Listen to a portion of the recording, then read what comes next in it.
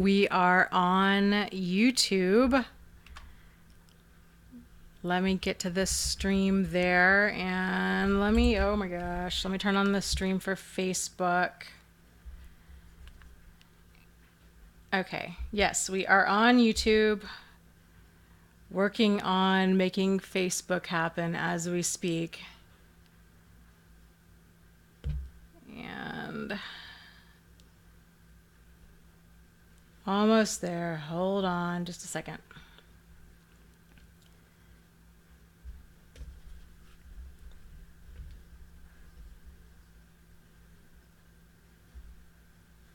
There is a delay of sort. Okay.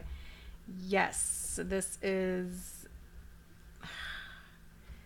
trying to balance all of this stuff here. This is ridiculous. I got a table. Okay, hold on. I'm trying to get organized. So, every live stream, the goal is to get, I guess, a little bit better. I don't know if I'm achieving that goal, but that is the goal. So, and of course, wouldn't you know it, I forgot to plug in my iPad.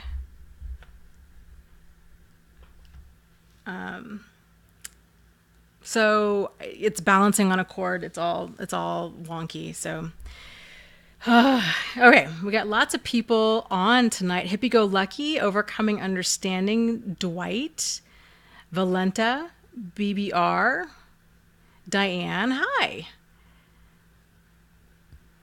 And David is here. Welcome, welcome. And let's see, I just saw, okay, yes. BBR says, hey Dana, I started a meetup group in Columbus, Ohio. It's called Narcissistic Abuse Recovery, and our first meeting is this Sunday. It's on meetup.com. That is really exciting, and that's really awesome. So for those of you who are not familiar with meetup.com, it's one of my all-time favorite websites. It's super fantastic. You can join existing groups. You can create your own group. I think to create your own group, it's something like $60 a year. And you can have people contribute like each time they go to one of your meetings. And so you can search for groups in your area, and you can have questionnaires people can fill out. So you can see if they're like the kind of people that you would want in the group. So you can do a little bit of pre-screening. You can also keep your location secure until they're formally admitted into the group, which is probably going to be a good idea for this topic. If you're going to have your own meetup group, I highly recommend, not announcing the location until they're in the group and keeping it public. So meeting at, like an IHOP or some sort of public place and not somebody's house for sure. Because even though we all have the commonality of narcissistic abuse, you never know. Well, I guess, first of all, who is sincere in that? And you don't know if they're going to have a crazy ex. There's a lot of variables at play that you may not want showing up in your group. So things to keep in mind. But with all that said, that's really exciting that you're starting a group. My guess is you're going to start getting a pretty big turnout, which is, I don't know, you'll have to keep us posted and just let us know how things go and how the group goes and kind of everything. So I am going to sit on another pillow here to prop myself up because, hold on a second, the people on Facebook cannot see me. And, excuse me, getting situated here, that did not help at all. As a matter of fact, I think that made things worse. Hold on. Oh my gosh. Okay. Yes. Okay. Here we go. So, okay. Let's see. Somebody asked about the book club book. Hippie Go Lucky says, does anybody know what the book club for this month is? The book club book for August 2016 is The body, oh, what is it? The body always remembers. The body keeps score. That's what it is. The body keeps score. It's by a doctor with a very like Dutch, I think, sounding name. I don't remember, like Vander something or other, maybe. I should know this because I'm reading the book right now, but I don't remember, so I apologize. But it's a fantastic book. His whole career has really been on trauma and you know, all that. So thank you, Bessel van der Kolk. He is Dutch. Okay. So like I glad I got that part down. It's a really, really great book. I have taken a ton of notes on this book so far, and I'm only like 60% of the way through, and I've probably got about 21 pages of notes. So highly recommend this book. Zanat asks, do we ask questions here? Yes, you can ask questions here, and I will do my best to get to them. In the meantime, Valenta asks, I would also want to know if you consider a Hoover any contact, even if it does not imply that the narc wants me back. Yes, I would. Any type of communication, especially if it's, because that's how Hoovers start. Hoovers often are very seemingly innocent, harmless forms of communication. Like, hey, did I leave my favorite pair of socks at your house? Hey, my mom says hi. Hey, did you pay the car insurance? Stuff like that. It starts off very innocent sounding, but the whole goal is to really see if you're open to talking to them so they can reopen communication. And then down the road, that's a boundary push, right? Like everything is with them. So down the road, if they want to potentially continue talking more, then they know that they can because that door is already open because you've responded to them. So yes, I would not respond if you don't have to.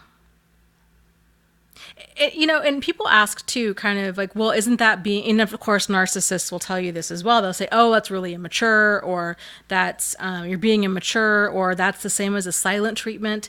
And there's a difference there. There's a difference between going and staying no contact and doing the silent treatment. And the difference is the silent treatment it's a grooming behavior. It's showing another person how it's a punishing technique in order for them to behave in a certain way. Versus no contact, which is not a grooming behavior. It's a protective measure that people take in order to keep themselves safe. So very, very big difference between the two. And of course, the longer you stay no contact, the more, they throw a fit because it's all about power and control and they don't like it. And this is their game on their terms, according to them. So kind of prepare yourself for the contact, the things that they say to escalate. And he or she's gonna say things that are designed to provoke an emotion from you, whether it's jealousy, anger, frustration, pity, trying to make you defend yourself. Those kinds of things are very common with a Hoover.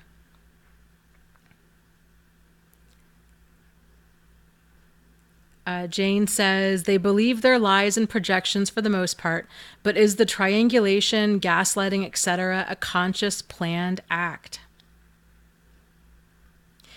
It's hard to say because, we're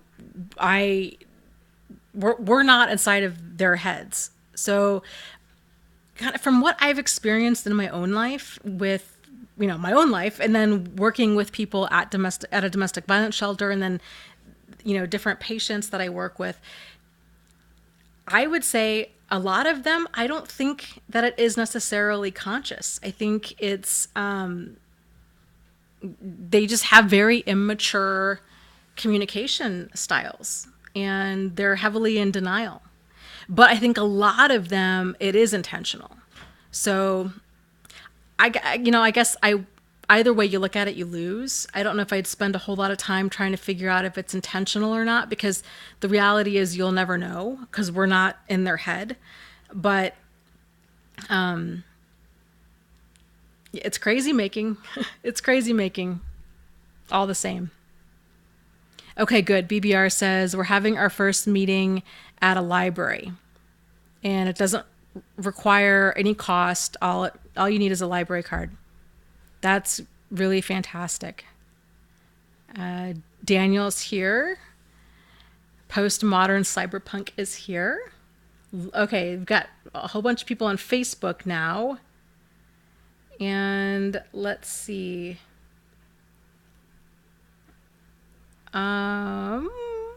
Get some questions.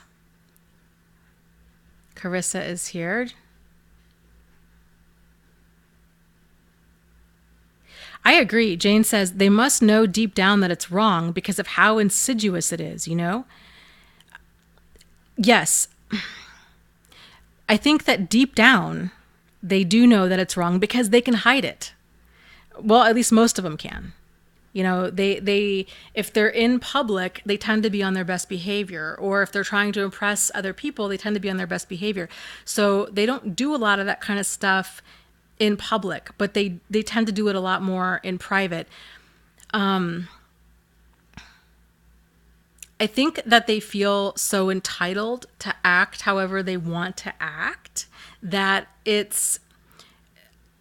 feel justified in doing it. Again, some of them I do think it's malicious, but some of them I don't necessarily know if they do that kind of stuff to be malicious. I think it's just their way of getting attention, their way of like handling, trying to get what they want to get. And yeah, it's bizarre. It's bizarre and it's crazy making.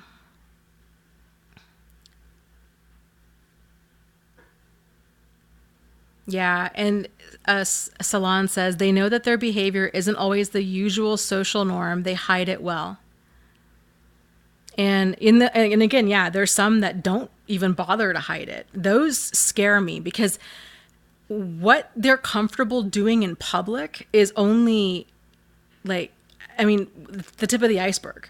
So what they're comfortable doing behind closed doors is probably a lot worse. So whenever I see things on like the news or I hear stories about, or whatever, like see videos where a person's being abusive out in public, especially when there's other people around, I always cringe because it's got to be so much worse at home if they're that comfortable with their bad behavior in public.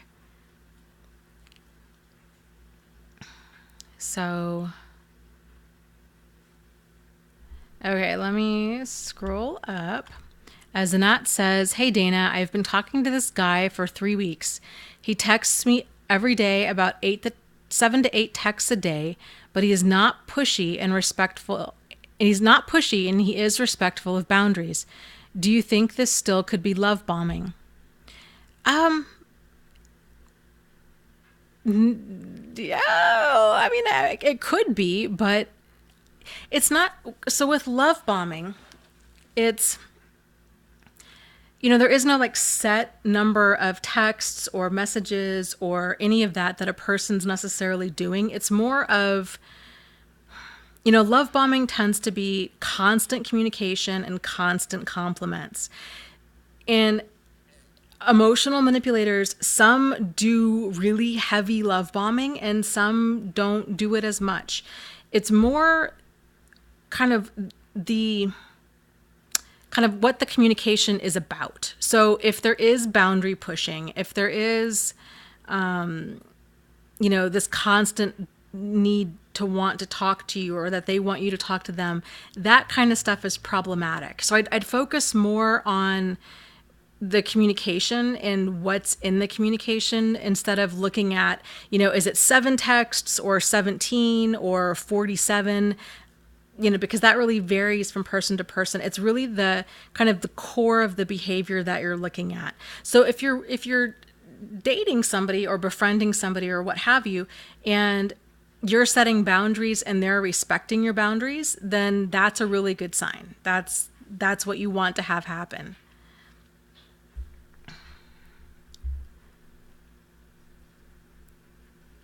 So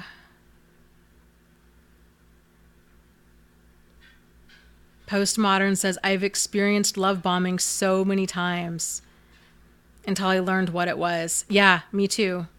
With friends and with boyfriends or potential boyfriends.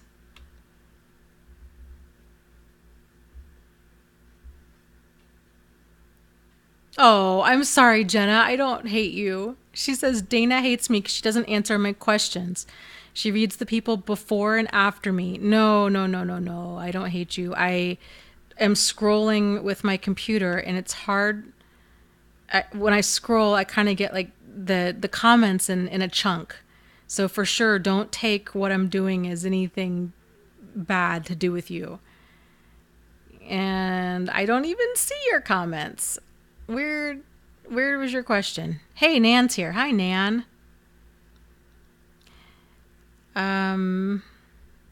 Vicky asks, Dana, do you ever do private coaching sessions? I don't. I don't because I also work a full-time job and I'm pretty beat and my days are long with all of this. But I do have 2 support groups that I am in every single day. And the benefit to that too is you get feedback and support from a wide variety of people, not just me. And I think there's a lot more benefit to that because you're going to get that feedback from a wide variety of people that have been there, done that. So I would encourage you. And then if people have something that they want me to see or they want specific feedback, people tag me in posts and, sorry, I've got my seltzer water. And the vast majority of the time I do see those tags. But I mean, the more I get into all of this, the more it's hard for me to keep up with everything. But I do try to answer as many direct messages and stuff as I possibly can on Facebook and tags and stuff like that.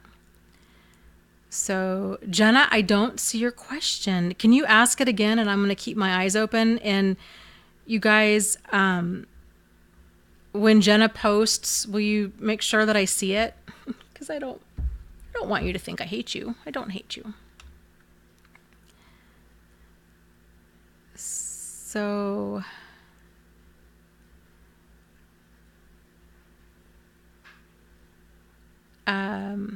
BBR says, thank you for starting this support group. It's been 8 months now. I am here to tell you you've been one of my primary support resources, and I will be eternally thankful. I am so glad that, thank you. I'm glad that,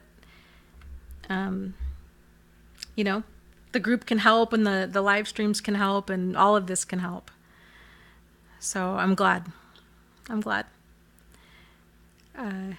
It's okay, Jenna. She says, oh, Dana, I didn't mean that harshly. No, I know. It's okay. We'll see. If you need some advice, we'll do our best to make sure that we can get your question answered tonight. Yes. Jane Doe says CPT. Okay. Complex post-traumatic stress disorder from surviving to thriving is fantastic, by the way. It explains my whole life. EMDR works too. Yes, I agree. I just love, love, love, love that book. I really feel like if you're gonna spend the time to read one book on healing from abuse in general, read that book. Even if you don't think that you have complex post-traumatic stress disorder now, it is amazing how different you'll view other people in your childhood and everything. Postmodern says, I would like to make a comment on our book this month if I can. Yeah, go for it.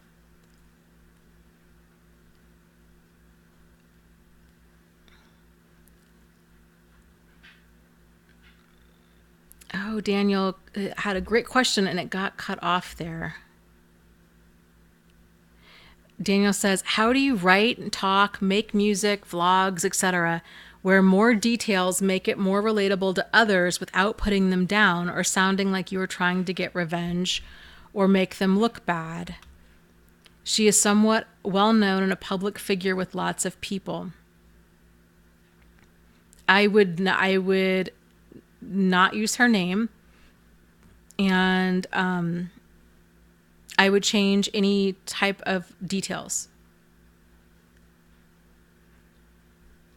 So that's how I would go about that, because you run the risk of possibly getting sued for, like, libel or slander or potential copyright if she's somewhat famous.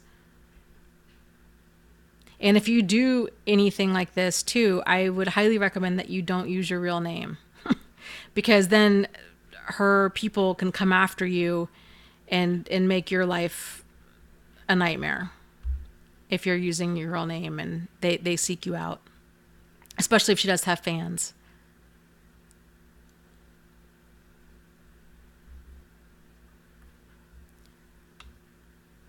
So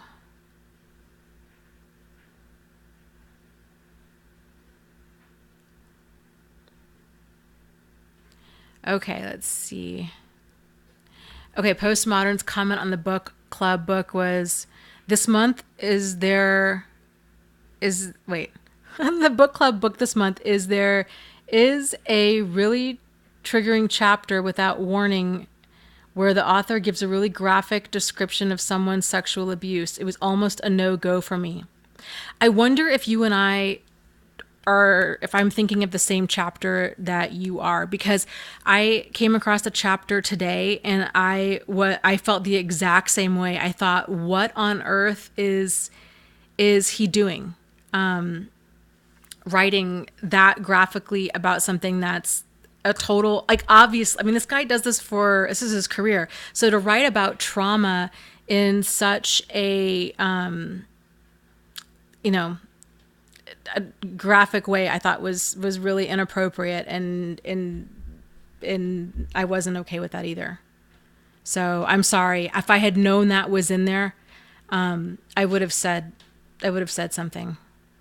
My book is on Kindle, so I can't tell you exactly where it is. I know on Kindle it's probably like right around 55% of the way through, if we're thinking about the same part.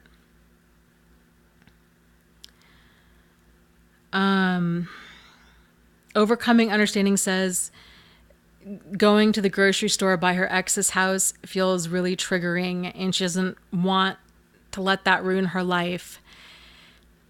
So yeah, that's tough. It's tough when, there's places, especially if you want to go to, that you feel like this is impacting your life. And,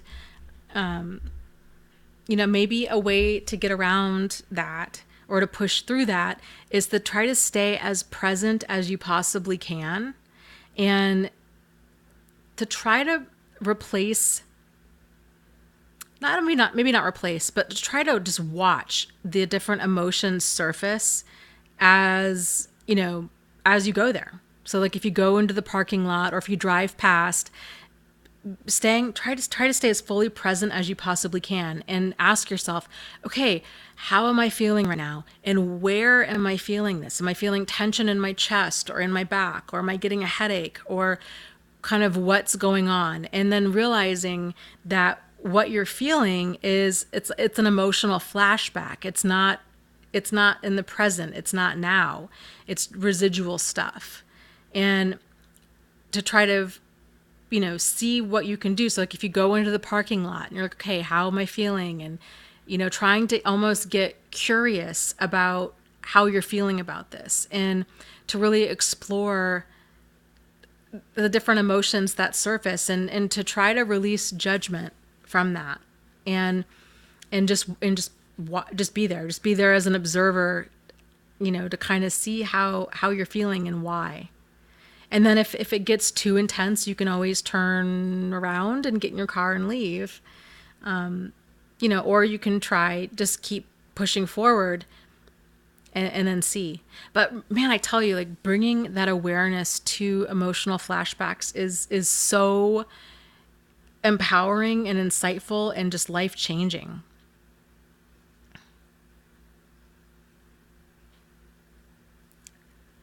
So, yeah, Carissa says, I so do that. That's how I'm like asking myself, how am I feeling physically about this? It's, yeah, it's really, really powerful stuff. Salon asks, really, can flashbacks be physical body sensations? Oh, yeah. Yeah. It can be feeling nauseated, feeling like a headache, feeling tired, feeling, muscle tension. So if you find, yourself like going like this, or, you just clenching your jaw. Ooh, sorry, my microphone just fell. Doing anything. Gosh, I did actually just buy a microphone stand, but I didn't get a chance to set it up. Yeah, so feeling different bodily functions is huge. That book that we're reading this month, The Body Keeps Score, talks a lot about feeling different like PTSD symptoms in the body. It's really, really interesting.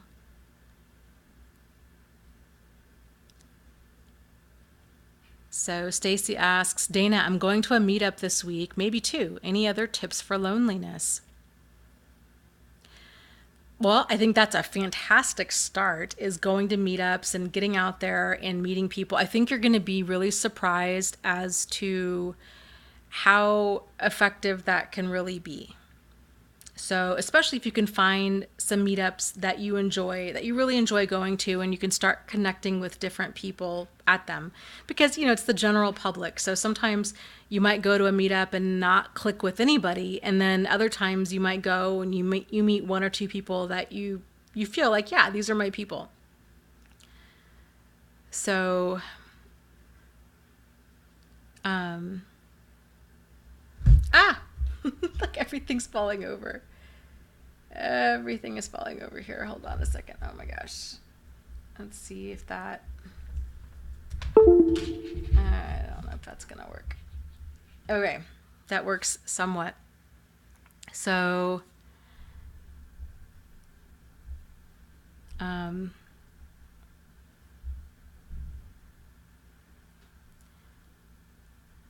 yes, animals are good for loneliness. And hold on a second. I'm making...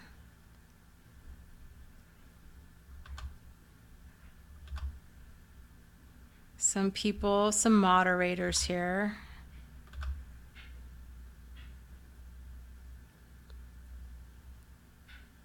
Okay.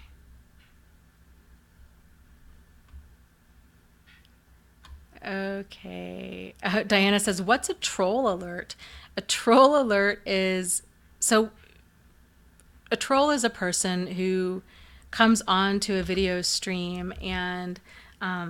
or just on the internet in general, I guess, and they're looking to cause trouble, and so they're not here for any like real like legitimate reason. They're just here to cause trouble. So the people that have the little blue wrenches next to their name on YouTube, they're moderators, and they can ban the trolls when and if they come on. We haven't had too many of them, so that's good.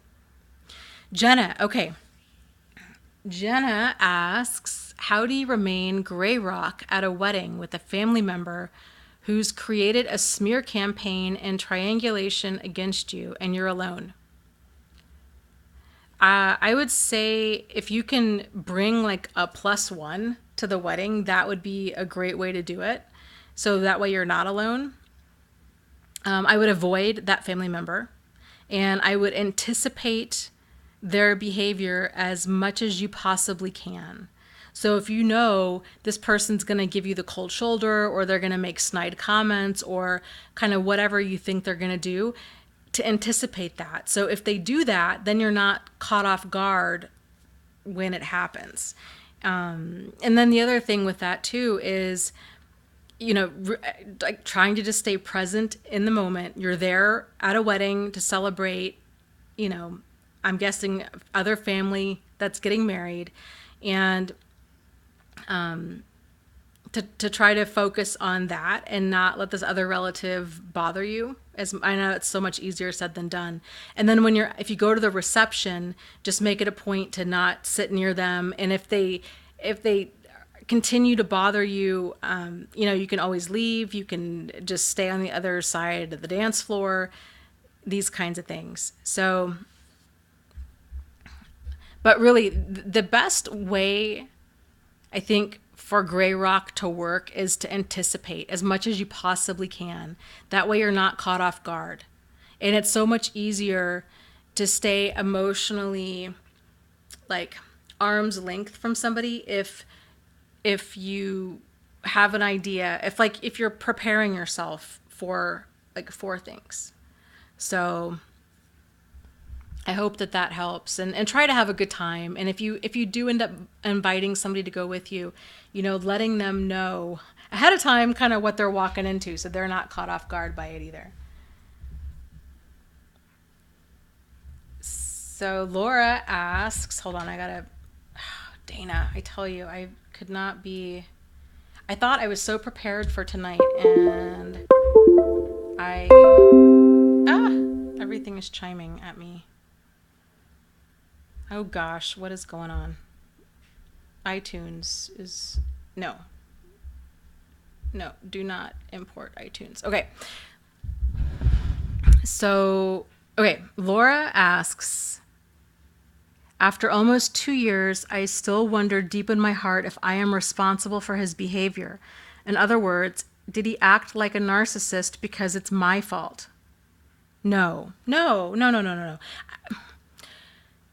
I know how confusing these relationships can be, especially if they're telling you, if he's telling you that his behavior is your fault, but behavior doesn't work that way, right? So even if you and I were to get into a fight, you can't make me act a certain way.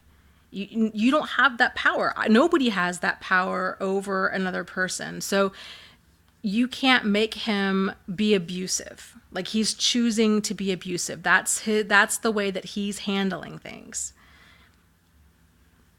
So she says, my heart knows, but my head still wonders. Yeah, it doesn't. Abusive behavior is driven by power and control. It's not, people don't abuse because they're stressed out or because other people drive them to become abusive. Abusive people are driven by power and control over other people and over the situation. So no, there's nothing that you can do, and there's nothing that you could have done to make him act any differently, and there's nothing that we can do to save them or to change them. Only they can do that, because it's their behavior. So they have to be highly motivated to actually want to change their behavior. And that's why narcissists really don't change, is because by and large, they are not motivated to change their behavior. So it's like any of us. I mean, if there's something we're trying, if we're not motivated to change, then it's going to continue. So, let's see. Beth says, why do narcissists want you as friends? Narcissists don't have friends. I think that's something that's really important to keep in mind. They have fans. They don't have friends, they have fans, and or followers or supply, which I guess is kind of all one and the same. So they keep people around because they want to use them. That's their whole thing. It's always about power and control. So they keep communication open with people in case they're lonely or bored or horny or need money or need a ride to work or need a place to stay or social status or public image or all of these things. That's why they have people really in their life. It's not, they don't bond. for in order for a friendship to be there, it's sort of like a relationship. There's a give and a take, but with a narcissist, they don't have that give. If they do, it's not sincere. It's sort of like, well, I'll do something nice for you, but you're going to pay for it in the end. So, and those of you that have experienced this know exactly what I'm talking about, where if they do something nice for you, it's that feeling of dread of, oh, like sometimes free is really going to cost you, because they'll do something nice, but then they're going to keep reminding you of everything that they've ever done for you. And it's good. It's like, it never ends. It never ends. They never quit reminding you.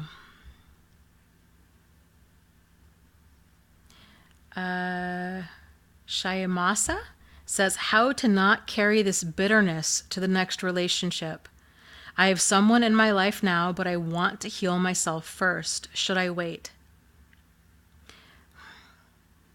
I would encourage people to heal as much as you possibly can before you start dating again. But if you're already dating somebody, how do you get rid of the bitterness? I think for me, and probably for a lot of people, is if you can kind of reframe how you are perceiving what you went through. So instead of looking at it like, because that's okay. So like meaning, like what things mean to us is like the one thing that we have control over. We didn't have control over what they did or their behavior, right? But we do have control over our actions and what we tell ourselves that certain things mean. So, all of that anger, all of that pain, all of those emotional flashbacks, all of that, the way I look at it is whenever I start thinking about something that is painful that Jack or Steve did, and if I find myself kind of getting caught up in like that emotional flashback, I will tell myself, Dana, it has to hurt this bad so you don't forget, and so for you to learn the lesson. Because these emotions that we have, like bitterness, rage, anger, fear, all of our emotions, even the positive ones, but especially the negative ones, they're there. They're designed to teach us. They're designed to deliver a message to us. Like seriously, it's not just me being hippie woo woo. Like for real, that's the point of emotions, is to deliver, a message to people, to us.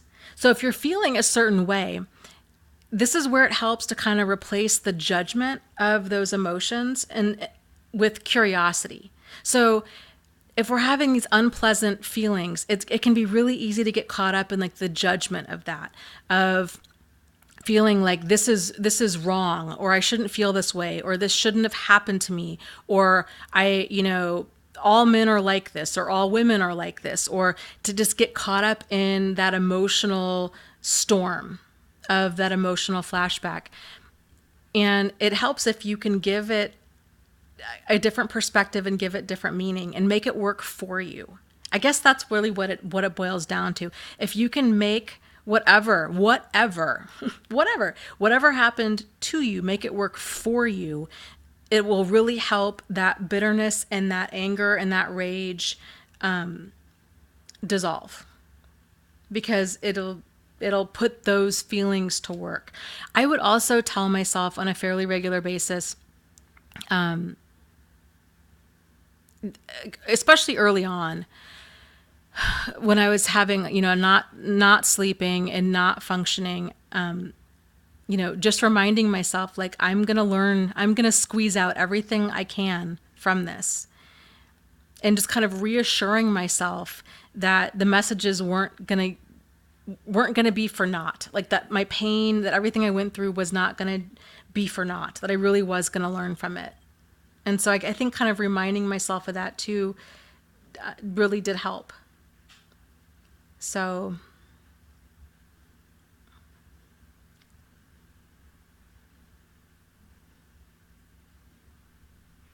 let's see.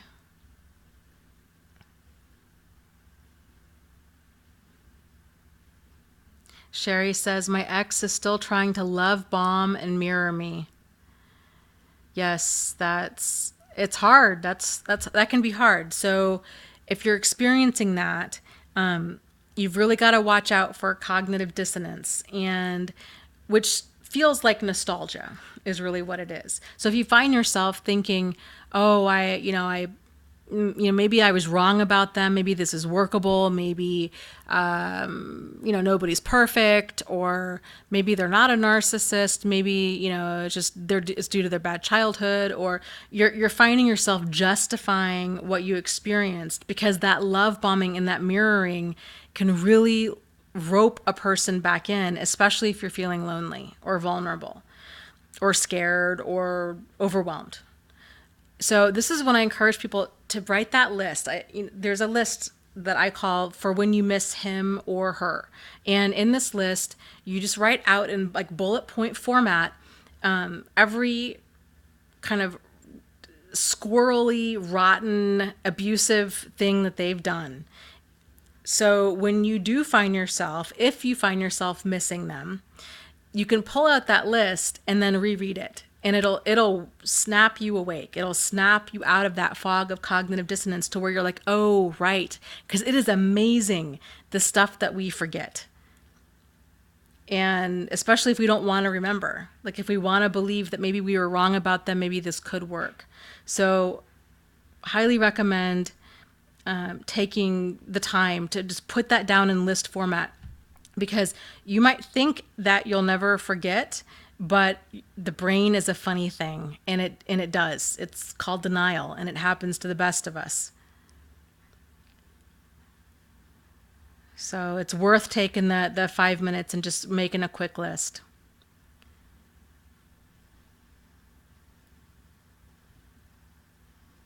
Beth asks, I don't know if this is normal, but any advice on how to stop obsessing over whether or not the person was in fact a narcissist? I remember different things randomly, and it calls it into question.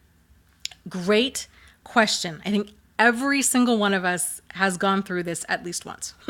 So I would encourage you to kind of set aside the label of narcissist, because that label it's a pointer. It's a pointer to a set of behaviors. Because the labels come and go, the labels continually get recategorized and reshuffled, and the labels are very subjective. So you can ask a dozen different professionals and get a dozen different answers. So it really is helpful to focus more on the behaviors.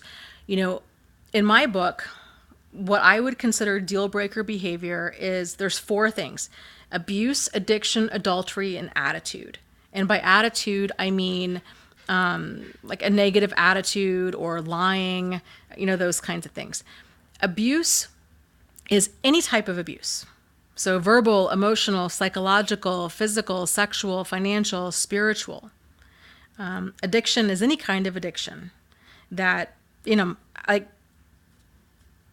different people are okay with different things, but, are you okay with somebody that smokes, or, where are you with addiction? Adultery is cheating, those kinds of things. So if you experienced, so kind of based off of that, again, putting the label of narcissist aside, looking at the behavior, is what you experienced, does it fall within the realm of those 4 categories? Were you experiencing gaslighting, lying, cheating, stealing, manipulating, pot stirring, triangulating? All of that to me is highly problematic, and it's deal breaker stuff.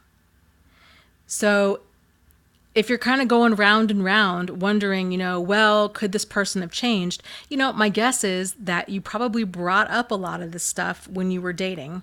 But even still, you shouldn't have to. Because this is the basics of adult behavior.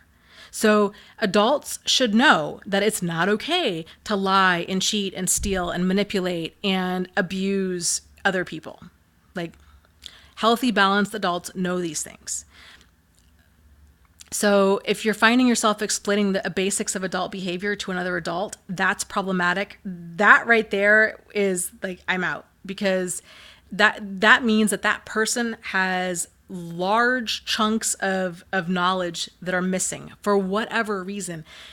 To date somebody like that means you're taking on a project.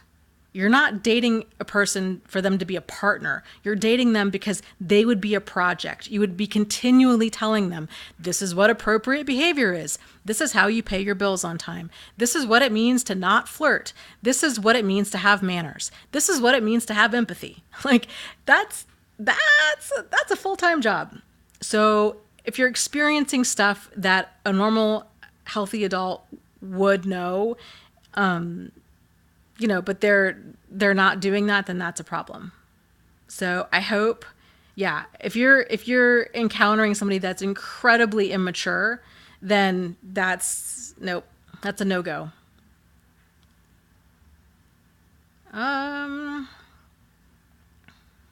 Let's see. This is a good question. Let me see. Dana, is there a way to diffuse the gaslighting and rage the narcissist has for us? And if there is a way to diffuse it, would they stop the lies and all the meanness, or do they behave like this no matter what you do? That's a great question. So the rage really comes from, everything that they do, it's to gain power and control. So, narcissists have the emotional manipulators in general have this mindset. It's very much us versus them, or them versus us, I should say. And so everything is this power struggle. Even stuff that, we can't even think like them because we don't think like that. We have the opposite mindset. Most of us have the mindset of cooperation versus theirs, which is competition. So we're not thinking that we're in competition over who gets to decide what we're having for dinner or whether or not the cable bill gets paid. Daily things, we're trying to have this attitude of cooperation, but for them, everything is a constant power struggle.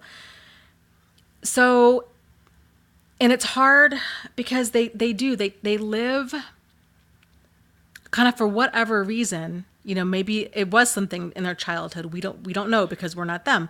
But a lot of them do live with a lot of these emotional flashbacks as well.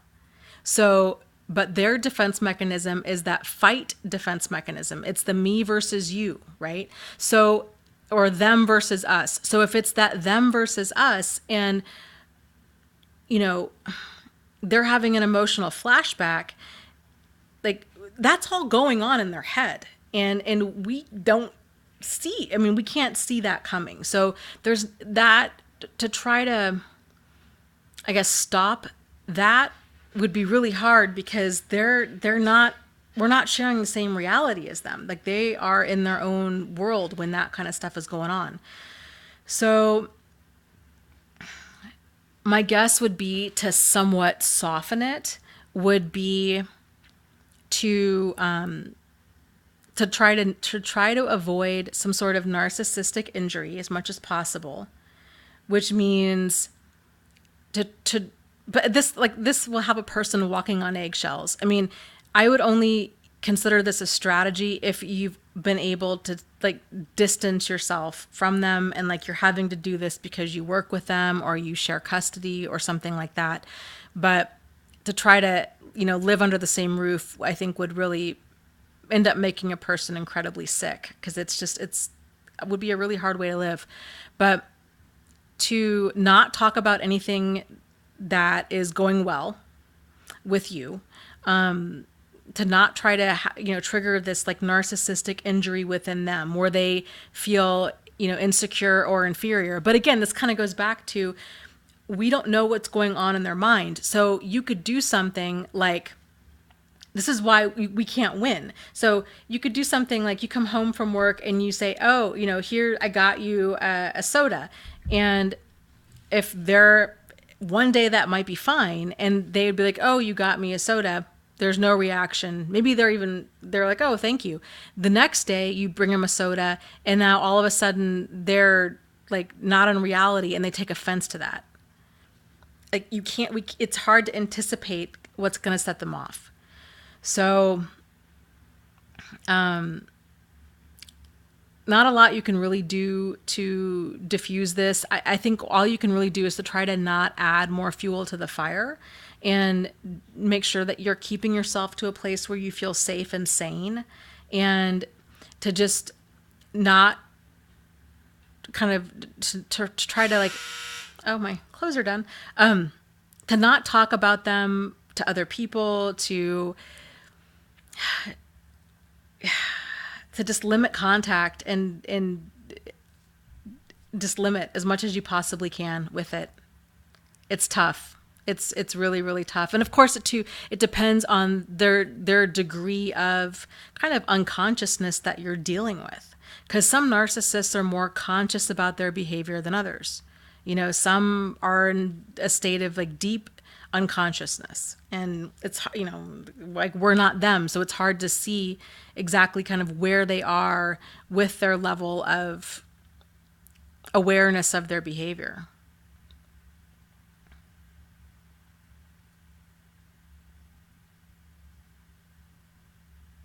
Great question.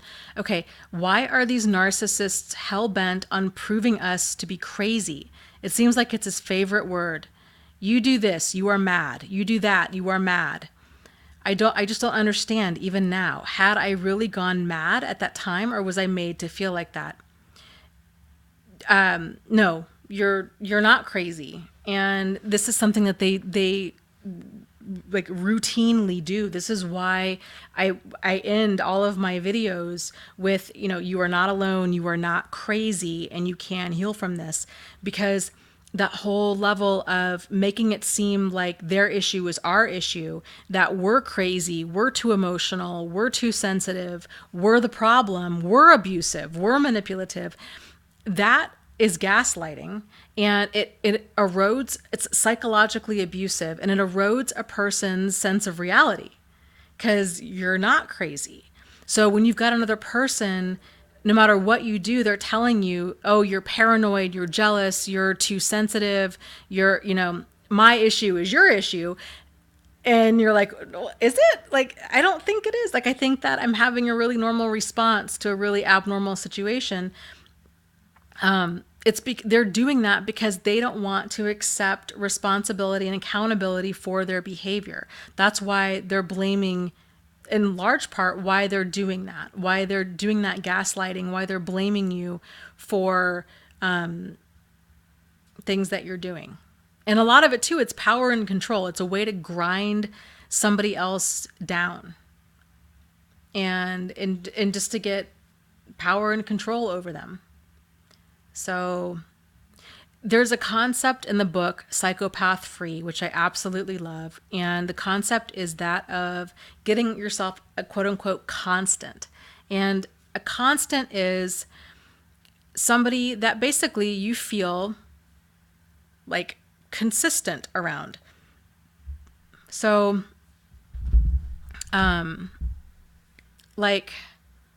so for me, my constant is my brother. He's a good guy. He's a solid guy.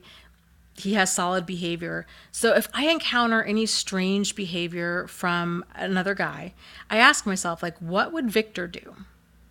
How would he handle this? What would his reaction be? And that helps me to get some emotional distance from what I'm experiencing. So in your situation, you can use that concept of a constant and say, okay, this is, and anybody can be your constant. I mean, so you could say, okay, let's say I'm your constant for that moment, right? And you were to think, well, what would Dana say? Like, would Dana think that I'm being crazy right now? Or what would she say with this? Or what would she, how would she interpret this? Or asking yourself, kind of like, if you've got a family member or a friend that you feel consistent around, how are you around them? Are these other people telling you that you're mad or crazy on a regular basis? Odds are no. Odds are it's just this one person. Or if other people have told you this in the past, odds are they've also been emotional manipulators. So you can decide right now, even if you're not still in it, to not accept his or her views of you.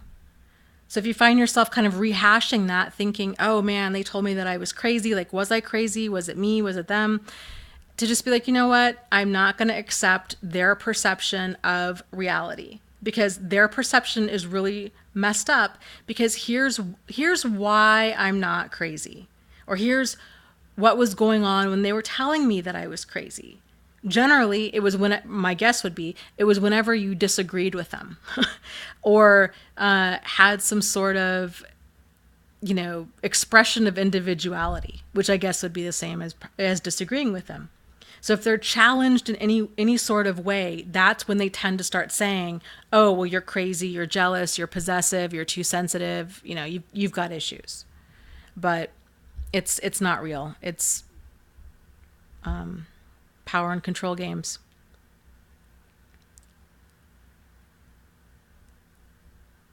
So Kevin is here. Shades of Joe. Miss Sammy. Let's see. Yes, postmodern was talking about borderline personality disorder behavior, and says when we are raised by disordered parents, we pick up some borderline or narcissistic traits from our parents. It doesn't mean that we're borderline or narcissistic. Yes, I agree. I agree. So that there's a term for that, and it's not the best term, but I think it's pretty accurate as far as the description goes. The term is fleas, meaning that, if we're around problematic behavior for long enough, we get these, like a dog gets fleas, like we get fleas. And so the way to get rid of them is when you see them, to start addressing them kind of one by one, and to decide, okay, this is something, is this behavior working for me? Am I getting the results that I want in my life, or is this causing issues? And if so, then to start working towards it. Because, that's, again, like, this is the problem. Narcissists and other emotional manipulators, the issue isn't that they are like a narcissist. The issue is that they don't have awareness into their problematic behavior. And if they do have awareness into it, then they're not highly motivated to change it. That's the problem. If they had awareness and they were motivated to change it, then they could change it, because that's how change works. But they don't ever get to that place.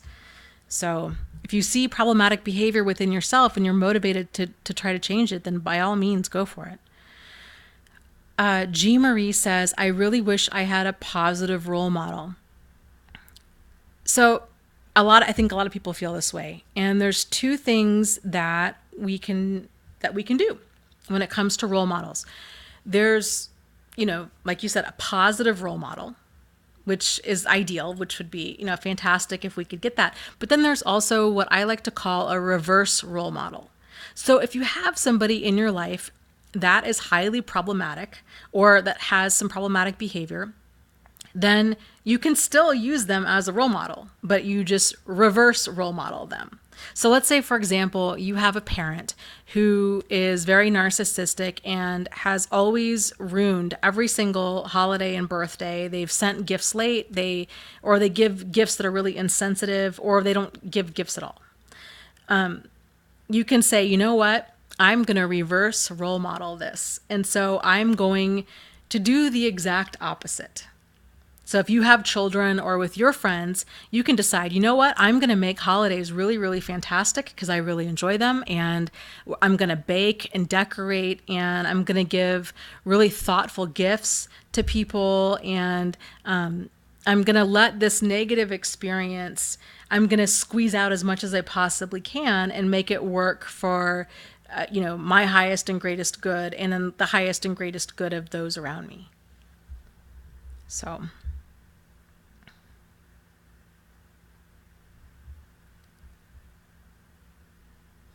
I like that. Kindness says, Dana, I found my mantra, no mud, no lotus. Thank you for suggesting that idea. I love that. No mud, no lotus. That's awesome.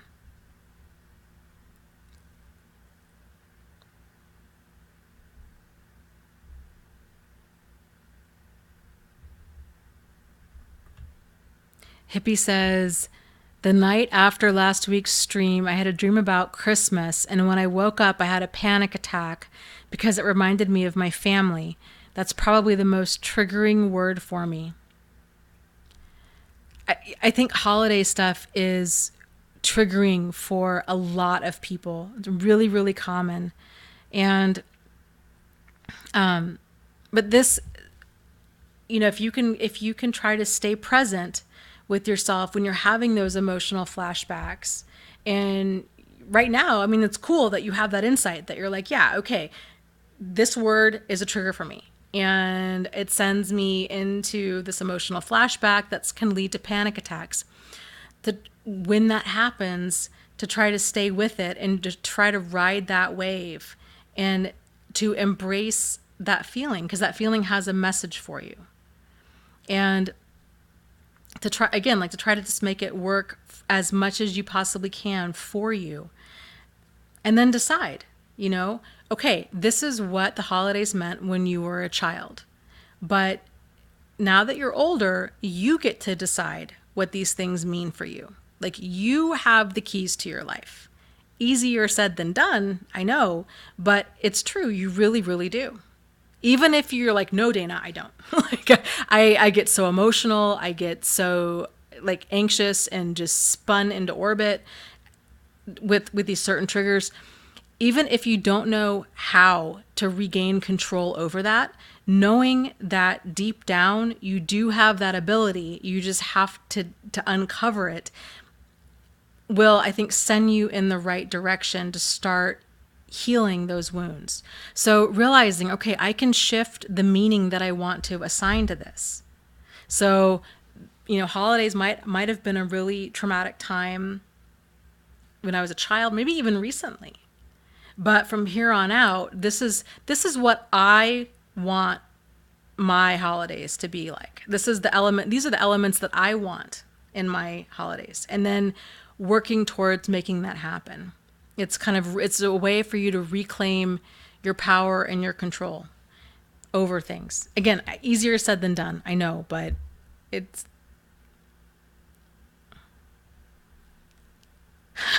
Hippie Go Lucky says, haha, Dana, no, Dana, I don't, is exactly what I said out loud.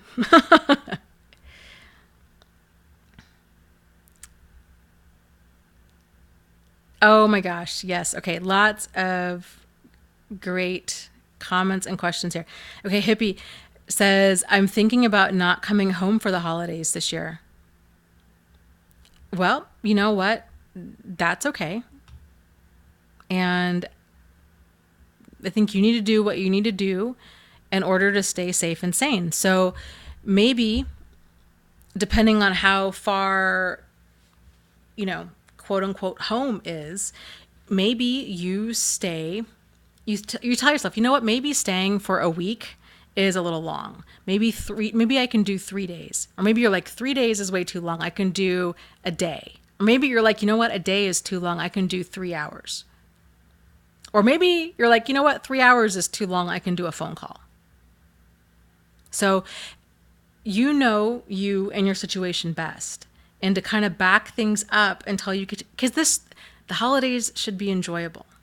And I think so many of us find ourselves operating from a place of obligation. Like, oh, I've got to go visit my parents or family that I don't like for the holidays and be miserable and suck it up because that's just what's expected of me. Well, you know what? You're an adult. And the cool thing about being an adult is that others may have expectations of you, but you don't need to that's their expectation. So you don't have to do what they want you to do. You can always pick up an extra shift at work, or, there's something that's come up, or, try to set a boundary and figure out what do you need to have happen to where you are safe and sane, and ideally that where you can enjoy the holidays, and then kind of reverse engineer it from there. So, and if visiting family is, if they're out of town and it's a it's an ordeal to go see them, to think about, okay, how can I get a break? How can I, and a lot of this is, it's going gray rock and it's kind of going low contact. So, you're using that same skill set, right? Of like, okay, I'm going to try to stay as aware as I possibly can during all of this. I'm going to try to anticipate their behavior as much as possible. And I'm going to try to anticipate my reactions as much as possible. And I'm going to quit being surprised by their bad behavior, because this is what they do consistently. Like, this is, historically speaking, this is what they do. So once you quit being surprised and caught off guard by problematic behavior, then it almost becomes really interesting, because then you're observing it from a place where you're not so emotionally invested in them being anything other than they are. And you can really see the dysfunction for what it is. And you just kind of sit back, and it's really interesting stuff, because then you're going to kind of sit back and think, wow, I never noticed that before. Like, that's just really interesting how they perceive certain things, or how they react to certain things, or what have you. If you haven't already read the book, Complex PTSD from Surviving to Thriving by Pete Walker, I highly recommend it, especially if you're going to go see family anytime soon. Just reading that book and the different defense mechanisms and how people operate isn't so incredibly insightful. And my guess is you're going to see a lot of that behavior in a very different light, and you're going to quit taking it so personally. Even if it is like directed towards you, you're going to see it for more of like their defense mechanism, and for more of their kind of lack of coping skills and lack of life skills than something having to do with you. So highly recommend it. My notes on that book, by the way, on my website, thriveafterabuse.com, go to book club and then scroll down to, what is it? July 2016 was that book.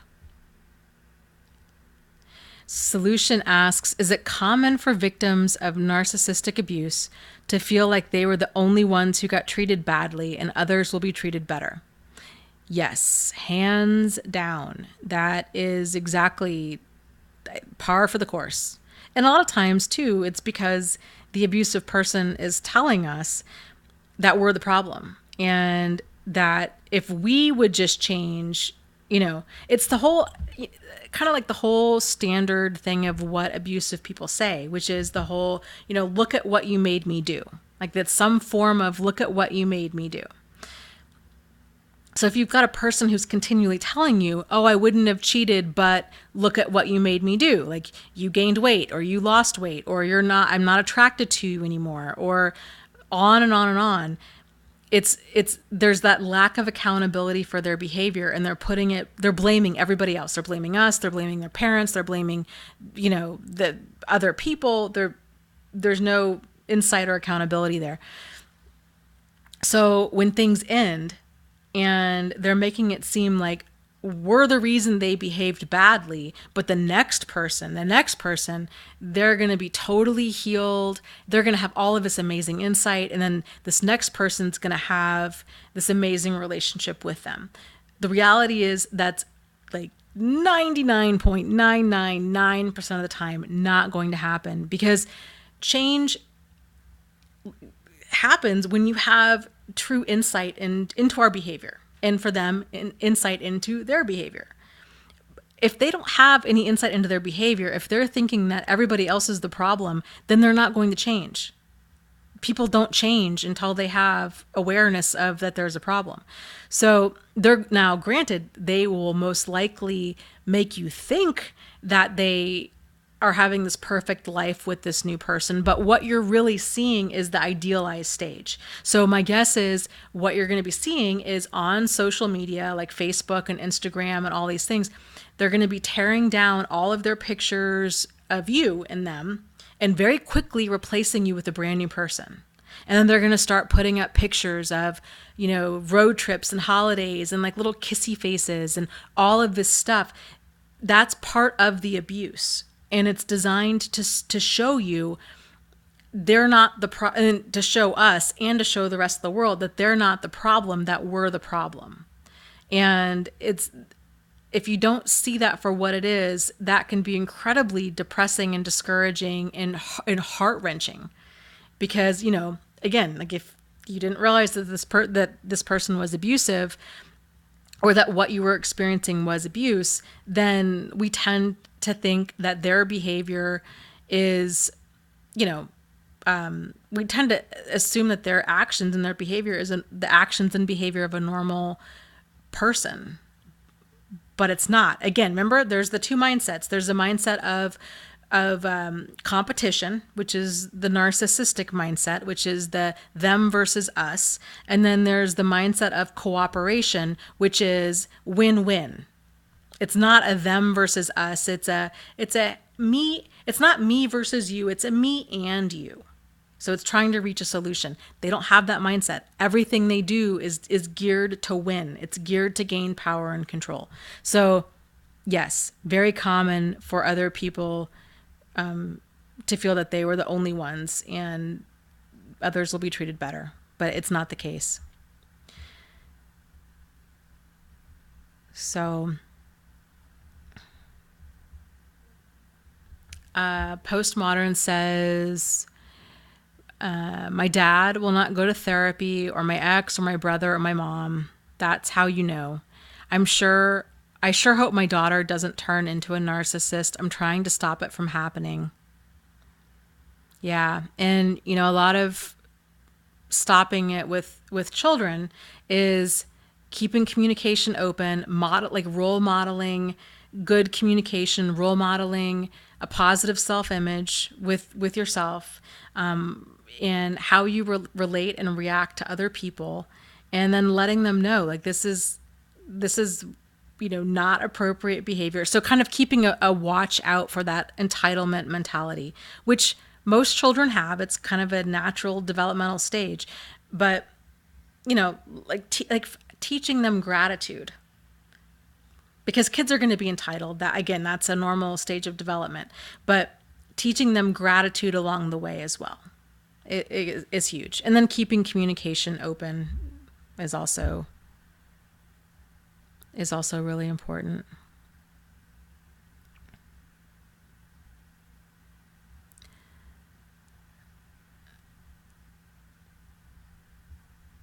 So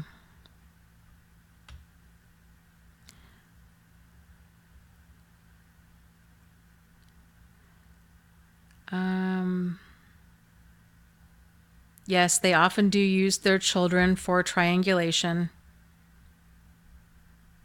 It's, they don't attach, they don't view other people. Again, it goes back to that mindset, right? It's competition. And it's the whole attitude of everything is fair in love and war. Even if their children get hurt, even if, even if it's really wild behavior, but it really is this idea of me versus, them versus us mentality by any means necessary. If they are, ordered to pay child support, everything is a power struggle. Like they would rather go declare bankruptcy than pay child support. And then they'll go tell their child how much they love them. It's stuff like that. It's just like that, no accountability for their actions and ridiculous behavior.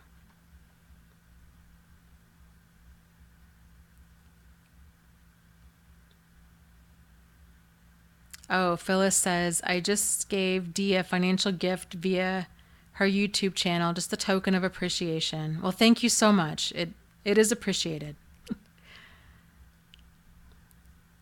So, Hey Man says, what is a narcissistic person like? That's a really great question. It is a narcissistic person is somebody who is very, like ego, self-driven. So let me show you. I'll make a drawing. So there's what's called healthy narcissism. And that's confusing because, you know, we view narcissism as a bad thing. But let me see here. I'm drawing this out here.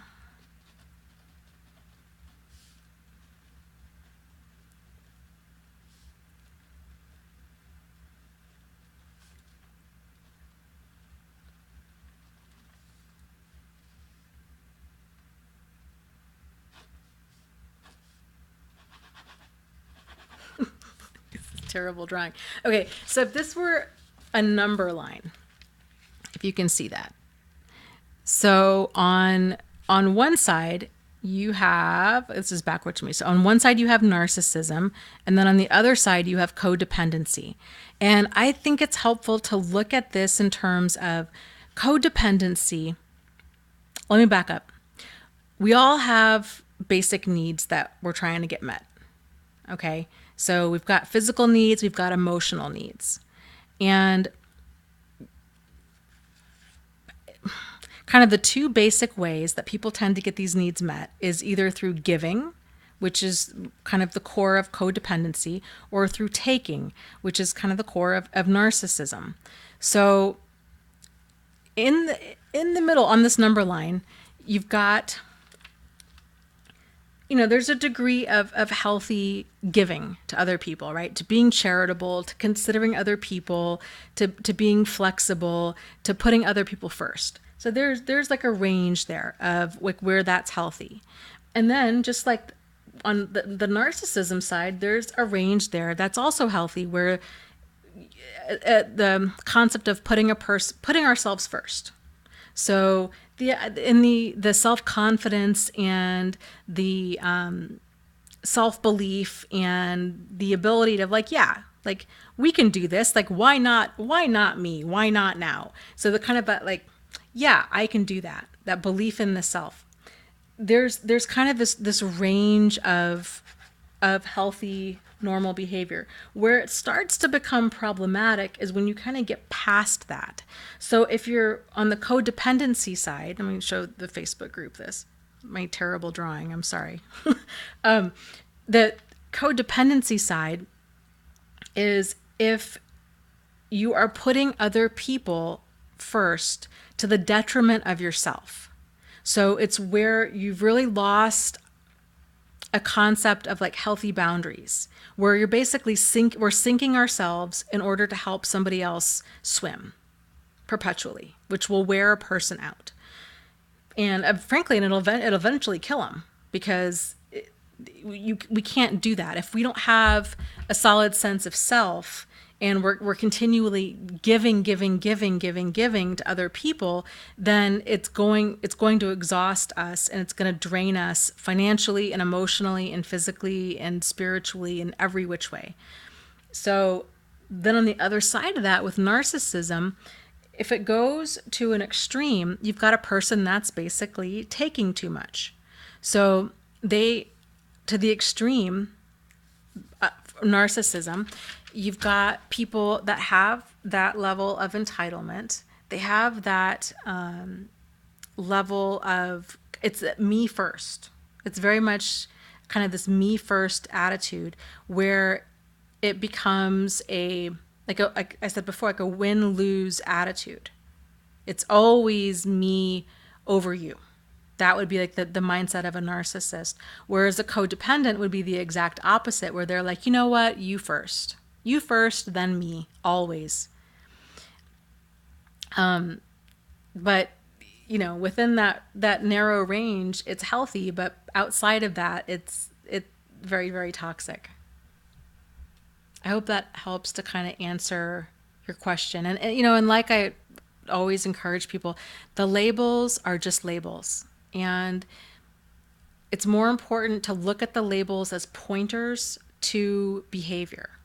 because the behaviors don't change. The labels do, the behaviors don't. And, another name too, this might help a person kind of figure out, kind of what's problematic, is to pay attention to how you feel.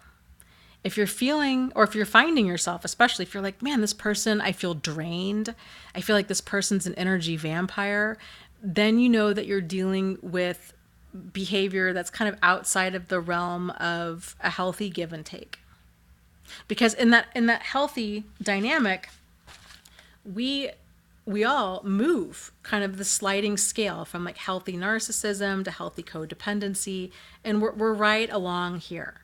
But it's like the outer perimeters that are problematic.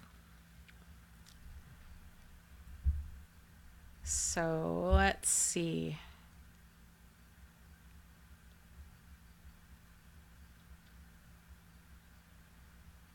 Yeah. Wow. Uh-oh. I think. Oh, Facebook group. My iPad just died. Oh, gosh.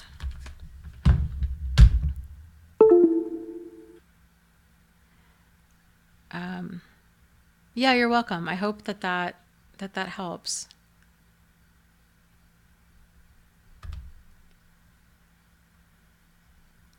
SC Goalkeeper, hi, asks, when are you making your next Q&A and are you enjoying it? I do these Q&As every Wednesday night at 8:30 p.m. Eastern Standard Time, and they run for, I don't know, 2.5-ish hours. So they're every single week, and they're here on YouTube. And yeah, I do enjoy it. And it's, I don't know. I think it gives my pain a purpose. And it's, I don't know, it's very, I don't know, what would the word be? Empowering? Rewarding, maybe?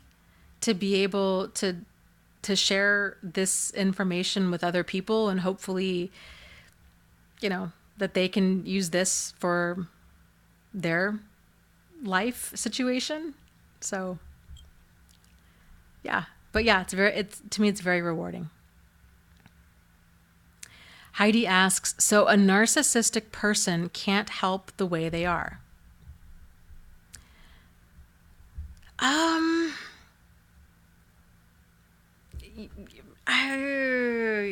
It's tough to say. So yes and no. I used to really think that, narcissists, absolutely no way can they ever change. But really, it's because they lack awareness into their behavior. And I personally, I don't like defining other people because I don't know what another person's capable of.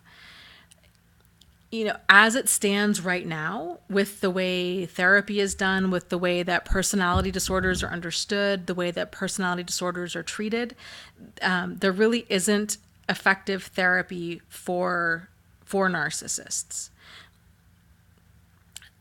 But again, like in large part, the reason that they don't change isn't because they're a narcissist, it's because they lack awareness into their behavior. So if any of us have any type of problematic behavior that we lack awareness of or insight into, we're not going to change. So you look at people that have issues with behavior that there are treatments for, like anorexia or alcoholism or hoarding or kind of, obsessive compulsive disorder.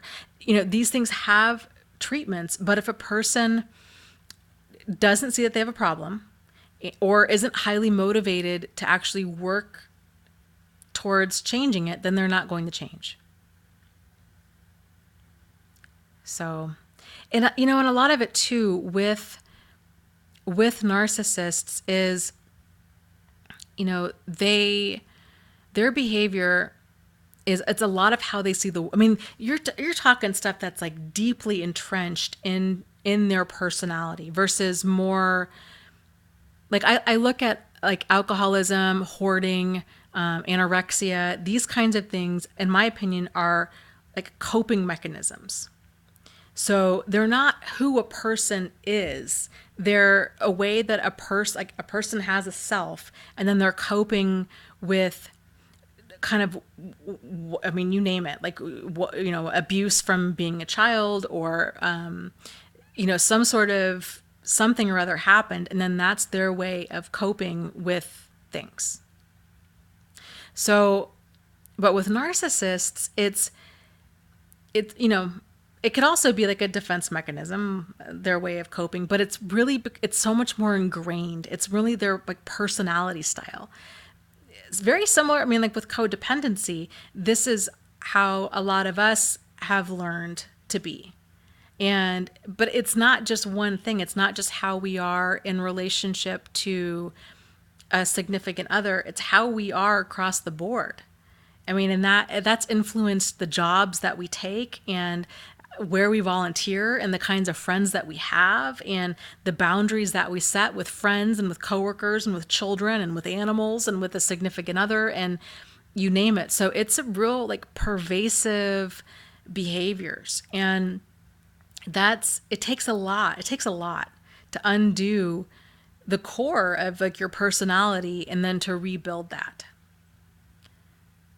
So, you know, yeah,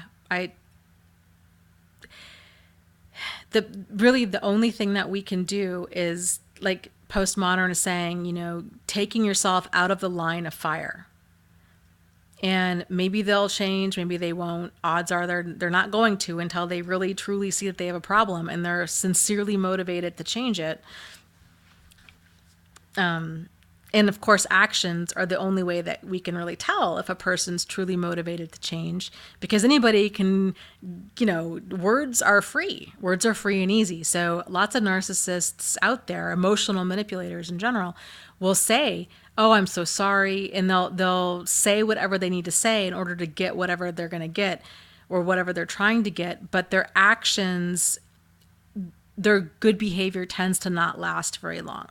They really, if anything, they tend to just get better at hiding their bad behavior.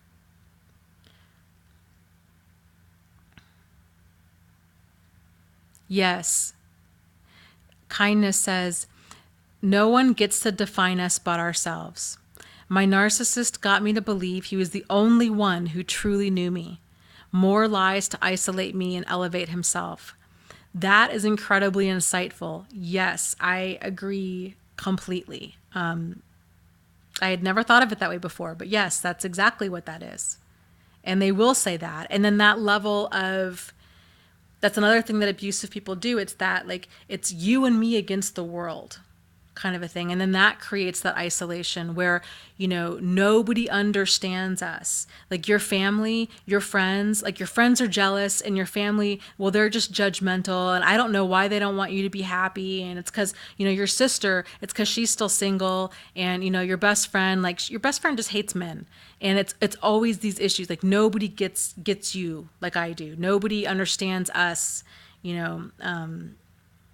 it's the me and you against the world mentality that they create. And when you're in these situations, it really does feel like this level of intensity that we tend to not really feel with too many people, because it's not normal.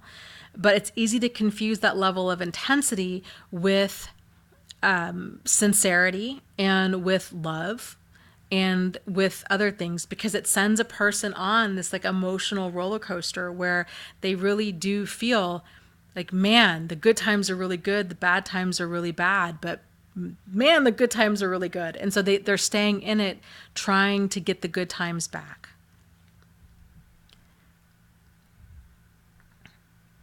David, that's interesting. David says, "I've noticed that they will become very normal and good people without supply. But for some reason, when supply comes along, they turn evil and predatory. It's like they just can't help themselves." I've noticed this before with some of them, not all of them. I don't know why What is going on? Things are chiming. Alarms are sounding. Okay. I think we're good. And I'm sliding into my couch here. Some do, some don't, and that's the thing. Like they're even though their behavior is kind of like unpredictably predictable, they are still people, and so people are all different, and we all kind of run the gamut of behavior. So what one person that's a narcissist does isn't going to necessarily be the same as what another one does, or for the same reasons, or any of that. So I think personally, I think what's going on is that when they do like flip out and they become evil and predatory around, especially like significant others, or even their children, I think really what's going on is they are being triggered right and left. I think it's emotional flashbacks, which is why it doesn't make sense to anybody else, because it's them. Just like our emotional flashbacks tend to, I mean, I don't know about you guys, but mine tend, why is my computer making all these sounds? My emotional flashbacks are not based in reality at all. I'm so thankful that I read that book, that complex PTSD book, because I never realized that what I was experiencing was an emotional flashback. I just did not know what was wrong with me and why I felt really angry and tense around certain people or certain situations. Because it was, I could tell at the time, like, I am not having a reasonable response to the situation. Like, I knew that much. But it's like I couldn't stop myself. Like, I just would get so wrapped up in that feeling. It was awful. So my guess is that it's the same. It's the same with anybody that's having any type of emotional flashback. And, with narcissists, or I mean, even like codependent people, like anybody, if they're having an emotional flashback that's particularly intense, then they're going to behave in a way that is particularly intense. And I think if their trauma is coming from some sort of like dysfunction early on, or a relationship with their parent or whatever, I think this is why we tend to see, you've got narcissists that have behavior changes after they have children. It makes me wonder, like, how were they treated as a child, or what was the dynamic with their parent, and what kind of stuff are they replaying in their mind? Like, what's really going on in there? But that's the hard thing, is because they oftentimes don't realize that, my guess is they don't realize that it's an emotional flashback, just like we didn't realize it was an emotional flashback. And so if they're not aware of it, then if you guys know what I'm talking, if you've experienced this, it does feel very real, and it can feel very much like it's not our fault. Like road rage, I think would be here's an example of our crazy behavior feels very justified. If a person's feeling like this person tried to run me off the road, or this person cut me off, and we create this whole story about what is going on, but the thing is, we don't know what's really going on. Like, we just know that this person cut in front of us. Like, for all we know, they could be going into labor. Or they have food poisoning. Like, we don't know. Like, they could be, but my guess is that's the same thing that's kind of going on with them too. So I don't know. Interesting stuff, how these triggers happen, and they lash out. And my guess is that they lash out with people that they are quote unquote close to, but because narcissists really don't bond with people, they don't have relationships. They take hostages. Really, it's sad. I mean, it's sad and tragic stuff, and that they're missing out on so much of life, and they just don't see it. Jane says, I've never had a healthy relationship in my life. I have disorganized attachment and am emotionally frozen, which is my default. I feel like I've been an observer my whole life. Can I ever participate healthily? I believe that you fully can.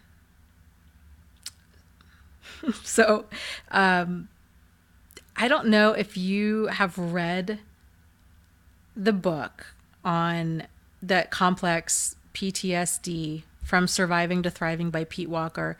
I highly recommend it if you haven't.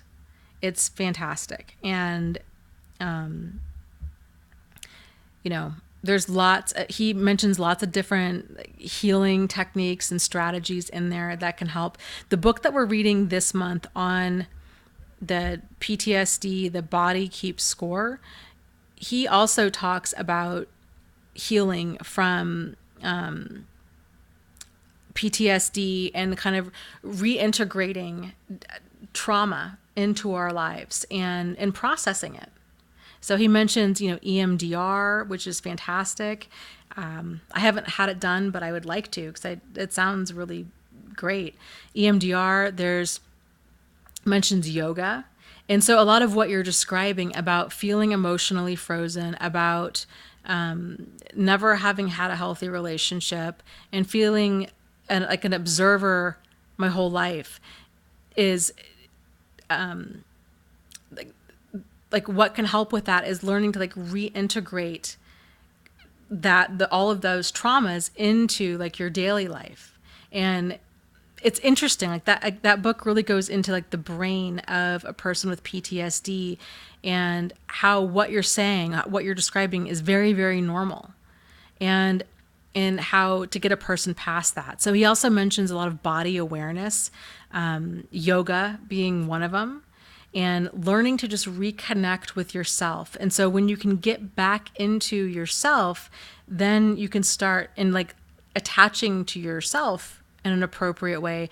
Then we can take that and start having like healthy relationships and attachments with other people. It's really, really interesting stuff.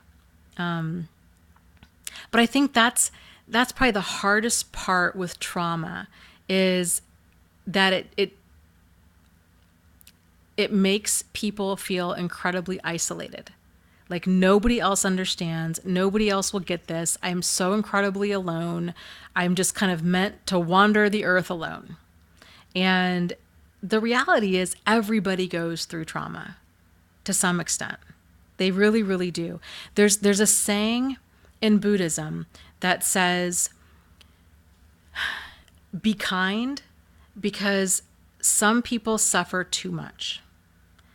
And be kind because some people don't suffer enough. And I really like that because it's so profound. Suffering, like it bonds us to other people. It helps us. There's so much that can come out of suffering. We can relate to other people. It helps us, can give us compassion and empathy, and it's part of the human experience. And for those few people that really just live a charmed life from birth to death, they don't experience a lot of things that life has to offer. And in a way, it's tragic in its own right because their kind of personal growth arc isn't really there. Like they're just kind of start from one place and then they end up at another place, and there's not a lot of personal growth that happens. So I guess long story short, yes, I do believe that you can participate healthily, and educating yourself on complex PTSD as much as you possibly can, I think is a big part of that. And then finding support groups and, a good therapist who is possibly familiar with EMDR or EFT to help move you through it's all the different tools in your toolkit. Yeah, Laura says, my suffering has helped me to grow and appreciate deeply. I was, have you guys seen the new Tony Robbins documentary? It's called I Am Not Your Guru. I don't know if you've seen that. I just saw that the other night, and it was really, really great. And one of the things that I think two of the things that really stuck out to me were the power of the seminars. And the whole documentary is filmed at his Date with Destiny seminars. And what was really powerful is he would like go out into the audience, and people would have, they'd bring up these different things that were, problematic or triggering, and that they were trying to change in their life. And I think one of the reasons he is so successful in helping people to move past trauma is, especially in a room like that, when people hear other people's stories, it makes them really realize that they're not alone in their pain. And there's a lot of value that comes from that. And that's another great reason for support groups, is it does help to share your pain with other people and to listen to other people's pain. But another thing that I got out of that movie was he was talking about, because he was abused as a child, and he was talking about blaming abusive people for what they've done. And he had said, he blamed his mom for a lot of things, very legitimate things. Like, he has a lot of righteous anger about what happened to him. But he also said, he's like, you know what? But I also blame her. He's like, I'm going to blame her for the bad stuff, but I'm also going to blame her for a lot of the good stuff. Because had she been any different, he wouldn't be the man he is today. And he was blaming her, for teaching him how he never wanted to be. And, how blaming her for, in a roundabout way, teaching him compassion, and in his chaotic life, realizing, he didn't want to grow up and be an alcoholic, and he didn't want to be, dirt poor and scared and have this life. Like, he wanted more. I thought that was an interesting way to kind of frame that. And I really liked that, to kind of think about, okay, what can we blame abusive people for? Because there really is that gift inside of every single thing we go through, even though, it can be really hard to see, and it can feel almost re-victimizing, I'm sure, for me to even say that, but there's truth in that. Like, there really is good inside of everything. And if we can make that decision, that mindset shift, that we're going to try to make this work for us as much as possible, that's when the magic happens. That's when the healing really does start to happen, because we can't change what happened. Like, what happened happened. So all we can do is try to move forward with this, and of course, to making the decision that we're not going to let this ruin our lives. Even if we don't know how, just making that declaration of, I'm not going to let this ruin my life, is incredible. It's a really solid step in the right direction to regaining your power and control. So,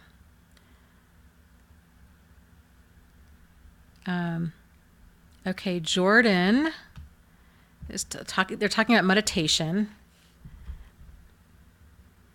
and says, but the practice is almost impossible with so much anxiety. Yes. And I can totally appreciate that. However, I don't know if there's really necessarily like a good time to start learning meditation. My guess would be a lot of people, myself included, when they first come across the practices of meditation or even yoga, it generally is because they've hit rock bottom and they realize, I can't keep doing what I'm doing. This is not working, and I need to change. So meditation is a skill. And I think, again, like, a lot of people have this idea, and myself included, where you see people like sitting there in their like quote unquote meditating, and they're not moving, and they seem very like focused and very skilled at meditating because they're just like in the zone. But most people, their brain wanders, and it'll wander like every 10 seconds or so. So with meditation, it's not so much to necessarily stop the thought, because then that's resistance. It's more of calming yourself, focusing yourself, grounding yourself. So there's things that you can do that can help with this. Like there's walking meditations. So you've seen those, I'm sure, like walking paths that they're like the labyrinths. You can even do this outside. You could even do this inside. Like you can do this in your house where you're focusing on your foot, feeling your foot hit the ground. So like as you take steps, feeling like where am I feeling this? Am I walking like heel to toe? And how much weight am I putting on my foot? And how does my foot feel? And is this sensation of pressure from touching the ground, is it going up into my knee or my hip or my lower back? And how kind of, what is my cadence? What does my body feel like? And trying to just be very much in the moment and very much inside your body while you're moving. So that's one way of doing meditation, focusing on breathing. You can count breaths. So if you're doing like breathing in for 4 seconds and then like exhaling for 6 seconds and then breathing in for 4 and then out for 6. So doing these things it brings your attention elsewhere besides that monkey mind, which is always chattering away, which is always thinking about things. But your mind will go back to thinking. That's the brain's job, is to continually be processing information. So you're probably not going to necessarily stop thought, but you can slow it down and just bringing your awareness to realize the power that you have. Like you don't have to get caught up in any of these thoughts. And so when you do have a thought, let's say like, oh, I'm hungry. Like I wonder, maybe I'm going to go stop for, sushi. Like after I get done meditating, I'm going to go eat some sushi or did I put those clothes in the dryer? Like you have all of these thoughts that come across your mind. If you can take a step back and try to view them as like clouds going across the sky. So the practice here is that we are not our thoughts, that we are kind of the observer behind the thoughts. So as the thoughts come up, you can watch them as they go by, and to try to not have judgment about them and to not have judgment on yourself about having them, but just realize, yeah, okay, I was thinking about, are my clothes in the dryer? And you just kind of watch that thought go by, and then it'll dissipate just like a cloud, and then another thought will most likely come up. And so then as you're kind of watching this, being like, oh, you know what? Okay, but now I want to come back into my body. And so then you start you just refocus again on your breath. And so then you're like, okay, I'm going to breathe in for 4 and then out for 6. And then you keep doing that. And then you're going to most likely have another thought that comes up. And then as soon as you're aware that you're getting caught up in the thought, you distance yourself and you try to just watch it go by. And then you bring yourself back to counting your breath, or to walking, to paying attention to how your body's feeling as you're moving, these kinds of things. Even if you can do this for a few minutes every day, or a few minutes a couple times throughout the day, you're going to see, my guess would be, is you're going to see a lot of reduction in anxiety. It's amazing what that can do to just be in the moment.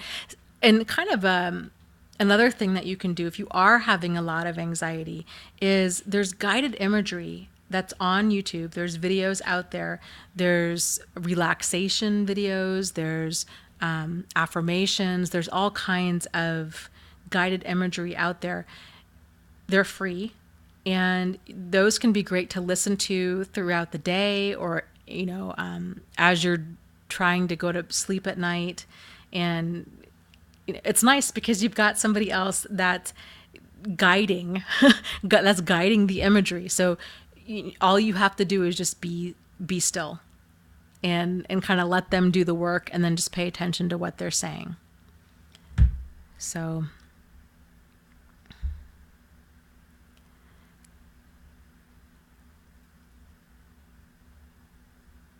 yeah, meditation really is neat stuff. I didn't understand it or yoga for that matter for like the longest time.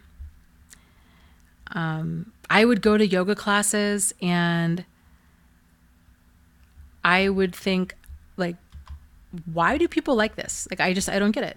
Like, my wrists hurt and I am having a hard time being this still. And at the time, this was 10 years ago, I was thinking, I like going to like a spin class, like a cycling class, or running on a treadmill, or doing something like that where I'm like kickboxing, like where I'm burning off all of this anxious energy. I liked that so much more. Because when I was doing yoga, I was just going through the poses and the motions like I would in a kickboxing class or like a cycling class.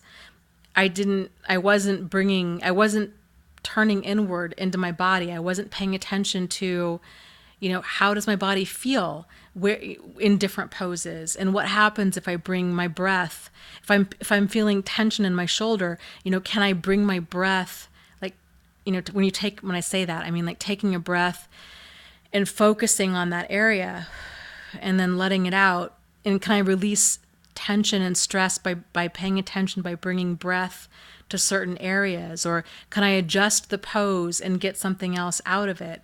How does my body feel if I shift a little bit to the left or a little bit to the right, or paying attention to my thoughts, or kind of pushing myself outside of my comfort zone and doing a pose where I know that odds are I'm probably going to fall over. And like there's so much that can be gained from yoga that I wasn't aware of for like the longest time. So that body awareness is just, it's really, really interesting, and it's insightful. And my guess is once you start paying attention to how you feel, like how you physically feel, that is like a whole nother thing. Like that just like blows this door wide open. You're like, oh my gosh, I cannot believe I have been feeling, that I've had neck pain or back pain for so long. Like, when did this start happening? Because it's just, we've become so out of tune with our bodies that walking around uncomfortable is kind of our new normal. And and stress and tension and pain and resentment and anger, all of that really does end up manifesting in our bodies. It manifests as stomach issues and digestion issues, and fibromyalgia, and different disorders having to do with pain and inflammation, and different types of autoimmune disorders. It can make them a lot worse, and depression and anxiety and all of this. So it's cool, like, to kind of realize, it's like pulling a thread on a sweater. Like, once you kind of realize, oh my gosh, I didn't realize that I was holding my pain in a certain area of my body, or that I was clenching my jaw or grinding my teeth at night. I didn't realize kind of why I was doing that. But once you start realizing what's going on, like, you just start seeing like the more of like the holistic connection across the board. It's super interesting stuff.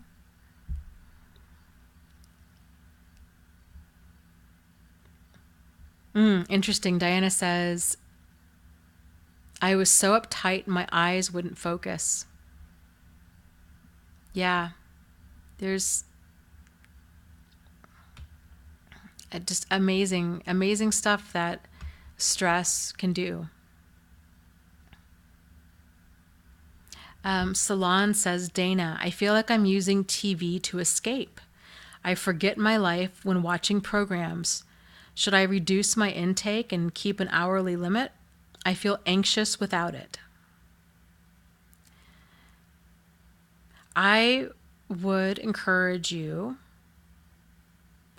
frankly, it sounds like you already have the answer that you're seeking. If you're feeling anxious without it, I would try to sit with that feeling of anxiousness and to ask yourself, and maybe doing some journaling or some free writing about it, and asking yourself, why am I feeling anxious? And what else could I do to resolve this anxiety? And to kind of see what answers you come up with. A fun way to do this that I've been experimenting with over like the past 6 months or so is to write on a pad of paper, to write like question and answer to so like us, right? Like our normal self is asking a question, but then answering it as your highest and best self. So it's more like your subconscious mind. So you could say something like, Dear subconscious mind, I notice that I am using TV as a way of escaping, but I find that I'm really anxious if I don't watch it. Like, what would you recommend? Or why do you think that I have all of this anxiety? And then see what your subconscious mind comes out with. And it might be a drawing. It might be, you might just get a picture in your mind. You might get random words. You might get colors. You might get full sentences. And to see like what messages your subconscious brain is trying to tell you, and to tap into that. So it's already really powerful if you're able to identify that this is one of your ways of escaping. That's a lot of awareness right there. I mean, that's kind of half the battle right there. So now it's going to be to kind of get to the bottom of that, and then to figure out like what would be another way that you could, instead of escape, handle what's going on or cope with what's going on. So, and everybody copes with things differently. I mean, my way that I tend to handle overwhelm is I sleep. Like that's probably my number one thing. I just get so exhausted where I could sleep for 20 hours a day and still wake up tired. So realizing now, like, okay, like yes, because it feels legitimate. Like it feels like I am really, really tired, but it's not like physical fatigue. It's more of an emotional fatigue.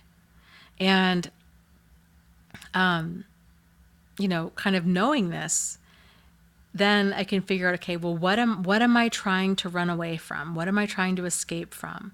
And like if you're honest with yourself, you're going to have the answers. And so for me, a lot of it has just been overwhelmed, like with all of this, like with my website and with, trying to run support groups and trying to ride this learning curve and handling, keeping up with emails and messages. And it's a lot. And, it's been incredibly overwhelming for me. And so like trying to think, okay, whatever I'm doing is not currently working because all I want to do is I'm just exhausted a lot. So I'm not going to stop doing this because I really do enjoy it. I just need to find a better way to really, an organization or lack of organization, I should say, is a huge thing for me. So I need to figure out a way that I can do this better and find more balance in my life and not feel like that I'm exhausted all the time. And so at first I thought, and this is going to be trial and error. I mean, this is where it kind of goes back to like knowing yourself and like knowing what works for you. But so for me, I originally thought okay, I'm just going to set aside chunks of time. Like I'm going to set aside, 3 hours on Saturday to write or, to make videos or to whatever. And then I was finding that these giant chunks of time never happened. Or if they did happen, like life was also happening and I wasn't getting as much done as I had hoped. And so then that feeling of overwhelm and being behind the ball was still there. And so just this past week, I began experimenting with the concept of like microbursts. So doing things in increments of 10 minutes. So now I'm like, okay, I need to, because I have the book club too. So okay, I need to read every day for a minimum of 10 minutes, and I'd like to write every day for 10 minutes. I need to be in my support groups every day for 10 minutes, and exercise 10 minutes, and work on organization at my work office, and then my house, and because all of these plates, I kept trying to like spin all these plates and they kept crashing down and I kept finding myself like in more and more overwhelm. But I found that if I just say, just 10 minutes, like that's it, 10 minutes in making myself show up.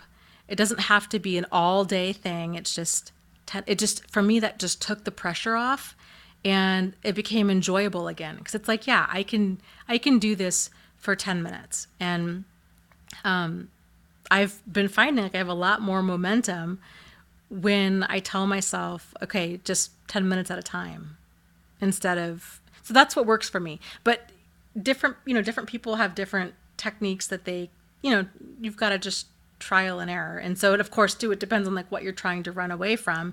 If it's, loneliness, or if it's,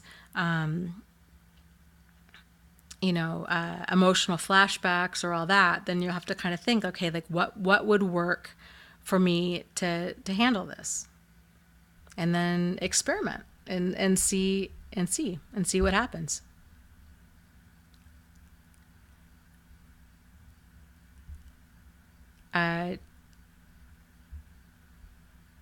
It's amazing, seriously, like the 10-minute thing, and I set timers too. I know that sounds really silly, but I have found too, here's the other thing with like overwhelm is it's, I don't know about you guys, but my mind tends to like almost like catastrophize. I did not say that word right. And why can I not say that word right? Like, I can't say that word right. It's very like black or white, all or nothing kind of thinking. So it's very extreme thinking. And when I get overwhelmed, it's weird. Like I will have this really bizarre concept of time where something should or might only take 10 minutes, but in my mind, I feel like it'll take 30 minutes or an hour.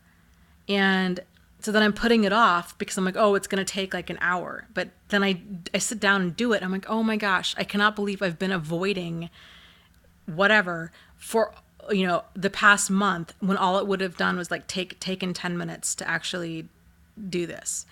So setting a timer has really helped me to kind of get more in tune with how long things take and to be more aware of just that time and space thing. I don't know. I really struggle with that. It's very strange. So G. Marie asks, how can we make housework enjoyable?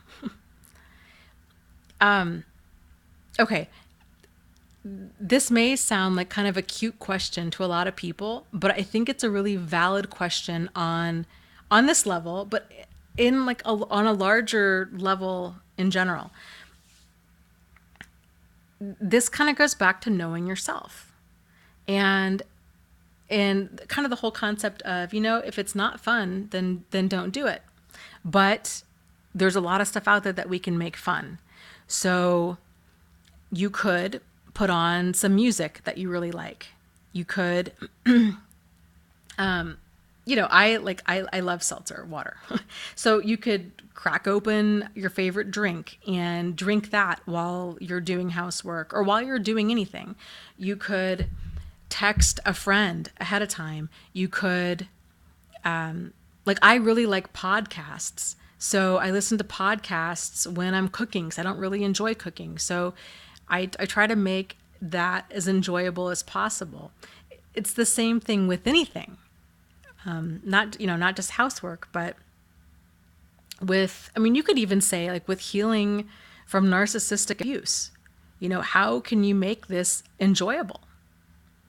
Because there's no law that says just because we're recovering from abuse that somehow means that we've got to be miserable up until the point that we're healed. We can make things enjoyable now. And so a lot of that comes from asking ourselves different questions, like the question of how can I make this enjoyable? Because you know what? I'm here. Like this happened and I'm here now. So I'm going to get through this. What is the other option? Like there is no other option, right? Because suicide is off the table. So I'm going to move forward anyhow. I can either make this as enjoyable as possible or I can just suffer through. Well, I don't know about you, but why not? Like, why not make this as enjoyable as possible and squeeze out as much as you possibly can along the way?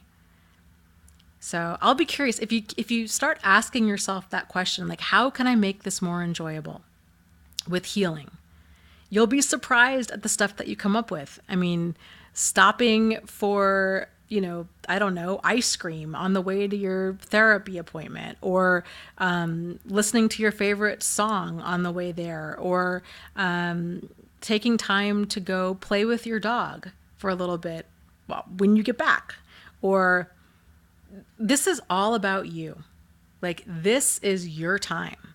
And you guys are all on this incredibly intense and amazing journey into self-awareness. It's not just healing from narcissistic abuse. Like, the flip side of that coin is it truly is like, this is about, you're learning about you. And this is one of the reasons too why I say that, what I went through, it was awful. It was awful in so very many ways, but it really, in many ways, was also some of the best things I ever went through because of everything, all of the lessons that I was able to get out of it.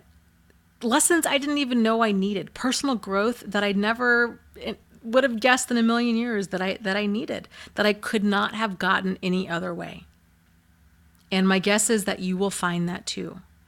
But it really does help to approach this differently, So it's, and maybe you even start telling yourself like, I'm healing from narcissistic abuse. Yep, that's part of it. The bigger part is I'm on this journey of self-discovery, and that's exciting, and that's fun, and that's empowering. And there's good stuff all day long with that. So take that for what it's worth. Let's see. M. Glitter says, I just left my boyfriend, toxic, narcissist, ? Yesterday. I'm starting to feel like I'm missing him and very sad. Other than the list, do you have any more immediate suggestions to feel better and to keep no contact? I would strongly suggest that you get into a couple of different support groups. They're out there. You can either Google them or you can find them on Facebook. And just kind of a heads up, if you join groups on Facebook, most of them are closed, which means that people that you're friends with on Facebook, they can see that you're a member of the group unless you have your groups hidden from your Facebook friends. But if you don't have your groups hidden, your friends can see that you're in the group. They can't see what you're posting unless they join the group. So kind of keep that in mind. if you feel like you've got prying eyes that you need to keep away from your business. But joining a support group can really, really help to for sure keep you no contact, because you're going to be hearing people's stories day in and day out. I will warn you, it can get a little heavy in there on a fairly regular basis, because it's a lot of people that are in a lot of pain, but it can be good. It's a good place to vent, because everybody's kind of at the same place. But I think a lot of it too is realizing that missing him and being very sad is very normal. It's very much a part of all of this, because regardless of, if he was a narcissist, we can, like, let's go with the word toxic. Okay. That's, I think, maybe less debatable, right? So if you're feeling that this relationship was toxic, it was still a relationship, and there's still bonds that are there and that are going to take time to dissolve. Life will go on, and you will eventually look back at this and fully realize that was really toxic. I'm really glad that ended. It does take some time to get to that place, right? Because right now it's a lot of pain. You're kind of like raw emotion, and that's very normal. So being kind to yourself, realizing this is normal. So it's, to not get caught up in it, and not be like, okay, I miss him so much. And even though this toxic relationship was toxic, that I want to go back, realizing, okay, this is really toxic. This stuff is not workable. I need to drive on. If I find myself missing him or thinking about him, to be kind to myself and be like, okay, yeah, you know what? Yeah, okay, you miss him. There was, probably there were things about him that are worthy of missing, or else you wouldn't have been with him. But it's the bad stuff, the deal breaker stuff are the reasons that you've got to walk away, and to remind yourself about that. And then again, too, to try to, even though you don't feel like it, and I so remember being there, oh my gosh, even though you don't feel like it, you can start asking yourself this very question now of, how can I make this process of healing as enjoyable as possible? So maybe that means, for me, I had to take a time out and I watched a lot of comedy when I was healing, because I felt so flipping rotten.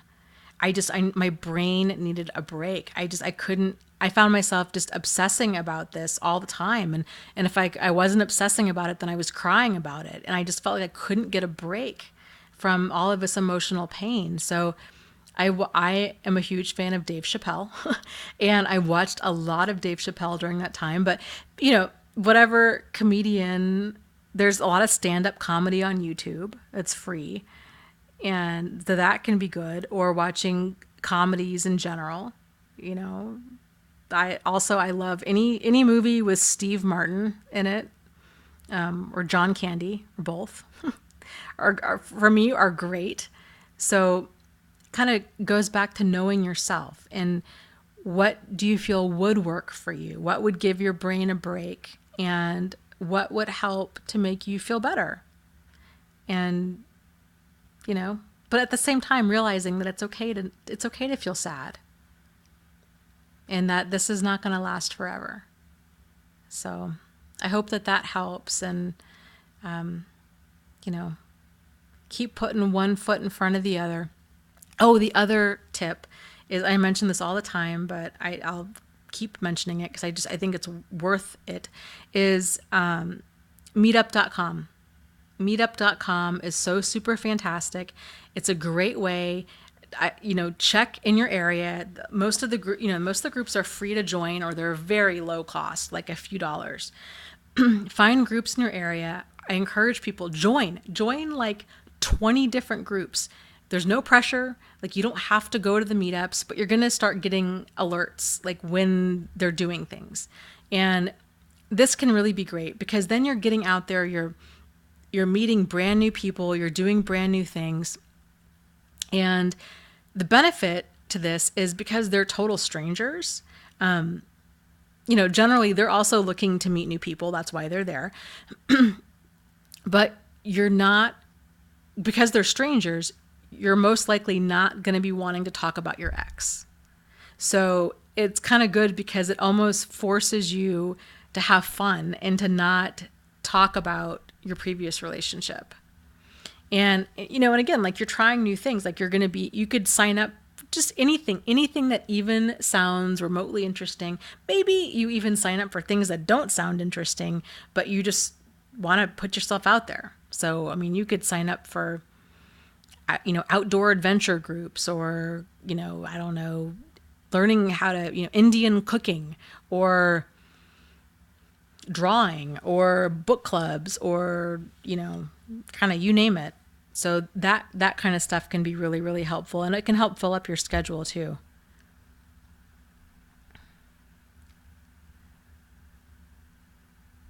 So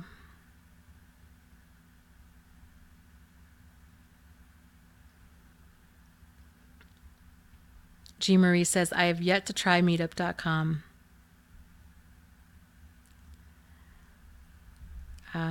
Yeah, it's fun. It really is fun stuff. Carissa's talking about tricking herself with decaf. She says it's getting ridiculous. Yes, if you're having a lot of anxiety and you're not sleeping and these kinds of things, caffeine, even a little bit of caffeine can really wreak havoc on a person's sleep schedule and anxiety level and all of that. So cutting to decaf it does make a huge difference. Okay, Diana's signing off. Have a good night.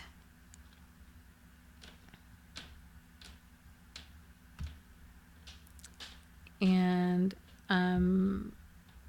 Jem says, what if I have social anxiety? Usually that is what stops me. That's a great question. I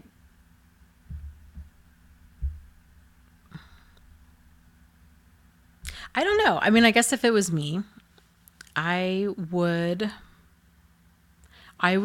because my whole mindset with everything is how can I make this work for me? So I would encourage you to maybe think about it in the same way. So how can you use this experience to work for you? So, okay, so you have social anxiety on top of all of this. Well, this could really be a fantastic way and just what you needed to have happen in order to help you fully address that social anxiety. So it's an opportunity for you to address that and for you to push through that. So if you're signing up for a meetup, and again, like, at the same time, like trying to keep this as enjoyable as possible, right? So if you're signed up for a meetup and you're like, you know what, this meetup sounds really fun, but there's going to be, because some meetups only have like 5 other people. Like some of them are fairly small. Some of them, have a pretty large turnout. So you could say, okay, you know what, here's a small meetup. This makes me feel better. Or kind of, again, like whatever criteria you think would help for you. So this meetup with 5 people, that that sounds really good. So I'm gonna do this, and I'm gonna try to stay observant of how I feel the whole time. And so I'm gonna meet them at the restaurant, and so as you get there, you're paying attention. Like, how am I feeling right now? If I'm feeling anxiety, where am I feeling anxiety? Is it in my neck? Is my eyebrow twitching? Where in my body am I feeling this anxiety? And just staying present with it and not trying to fight it. It's there, and that's okay. So, and then maybe asking yourself, okay, where is this coming from? Like, what is the message in this? Why am I having this social anxiety? And when did this first start? And do certain things make it worse? And just really trying to remove judgment about it. And bringing like a level of curiosity to it. This is really interesting. Like, why do I feel this way? And when did this start? And, and seeing like how present you can stay with those feelings as they rise and fall. And realize like, there's no pressure to do any of this. So if you go for dinner and you think, you know what, I am feeling really uncomfortable, then maybe after you have a drink, you don't order dinner, maybe you just have a drink and then you leave. And then you celebrate that victory because you put yourself out there, you tried something new. And then maybe too, I think sometimes it helps to think about worst case scenario, which that might sound really crazy, but okay, worst case scenario. So you get there. Like, what is the anxiety about? Is it anxiety of making a fool out of yourself, or of people staring at you, or of people judging you, or, can you pinpoint kind of what that anxiety is about? So let's say if it's anxiety with feeling judged, or, that you're going to say something stupid, then I would say embrace that and be like, you know what? Yeah, okay. Like, my fear is, what if I get there and I just say some stuff that's just really dumb? And, I ramble, or I babble, or I say stuff that's not appropriate or whatever. And then be like, okay, worst case scenario, so what? Like, you say a bunch of stuff that you didn't mean to say, or that you feel people are going to think somehow less of you or whatever. And, life will go on, and maybe you guys could even laugh about it later. And then you can tell yourself, wow, I really start rambling or saying crazy things when I get nervous. And you can always, if you're aware of what's going on when you're in that moment, you could even mention that to somebody and just say, you know what, I am so sorry. I have like the worst social anxiety. I get so nervous. This is such a big deal for me. And I'm really sorry if I'm rambling, or if I'm just saying a bunch of words. Like, most people walk around thinking about themselves. Like, they do not think about other people, and we might think that other people are judging us or perceiving us in a certain way, and most of the time they're not. Like, it's us. Like, it's us perceiving ourselves in that way. But and that's okay. And you know what? And if somebody really doesn't like you for you, then so be it. Like, they're not your people.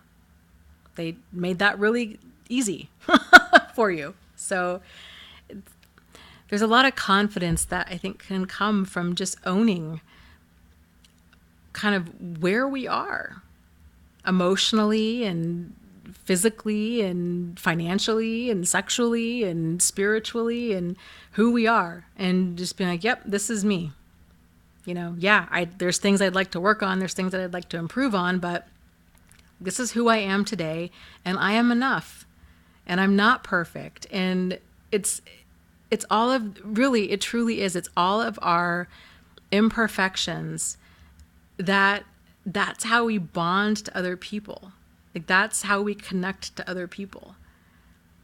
So, it makes us more empathetic and sympathetic to other people, and like what's going on with them.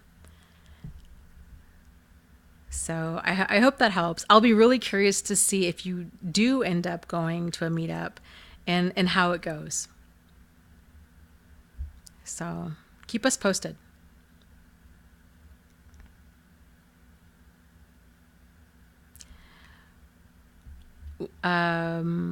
Woof asks, I struggle now to find people that are my people after a relationship with the narcissist. So, totally valid. That makes complete sense. Especially if so we talked about earlier, like, trauma really is, it creates a very isolating feeling where we all feel that nobody understands us, that what we went through is, just us. And I don't know about you guys, but I know for me, it was the feeling of, I felt really broken, and that I could not kind of reintegrate into society as a whole. Like I remember writing, this was years ago. I remember writing, and I said I felt like a moth trapped on like the outside of a window, and everybody else was inside this room, and they were laughing and having a good time and living life. I feel so disconnected from other people. So, I think kind of realizing that feeling of disconnection is very, very common. And finding your people, I think it starts with finding yourself. Because so many of us, after you go through an abusive relationship, maybe this is a sign that it's time for rubble around me, but I can start picking up the pieces that I'm going to rebuild with. And you can make a very conscious decision to look around and say, you know what, this idea of who I am, I like this. This serves me. This is empowering. This is going to go in the bucket of rebuilding. Okay, this idea out here that maybe this is somehow my issue, that I'm somehow less than, or that I somehow caused this abusive behavior. I'm not going to subscribe to that. I don't like that piece. Like that piece, that doesn't serve me. So I'm not going to rebuild with that. And then you put that piece down, and you start examining all of these different beliefs and that you hold, and people in your life, and friends and family, and all of it. And you start rebuilding this empowering life for yourself. And once you start doing that, you will have a really solid idea of the people that are your people, because you're making that conscious decision with what you're going to hang on to and what you're going to let go of. And if you're struggling with how to even start in that process, this kind of goes back to a concept that I talk about a lot, which is, again, paying attention to how you feel, but gravitating towards people, places, experiences, ideas, all of it that make you feel like on an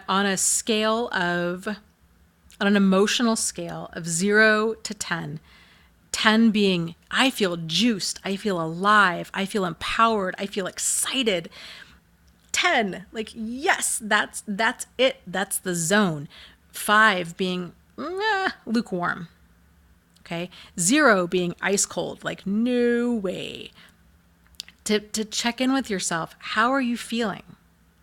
How are you feeling about this person, or this meal, or this pair of shoes, or this friendship, or this song, or whatever? And you start asking yourself these things. How do you feel? Checking in with yourself. Do you feel is this like an 8 or a 9, or is this like a 6, or is it a 4? Kind of just, obviously this is a very personalized scale, so your numbers are going to be unique to you. And your numbers are probably going to change as you grow and change. But as you continue doing this, and you gravitate towards things that are that 9 or that 10, that's your zone. That's where life is. You're living life. Like 5 is existing. 9, 10, that's living. And that doesn't have to be super expensive or difficult. I mean, that can be,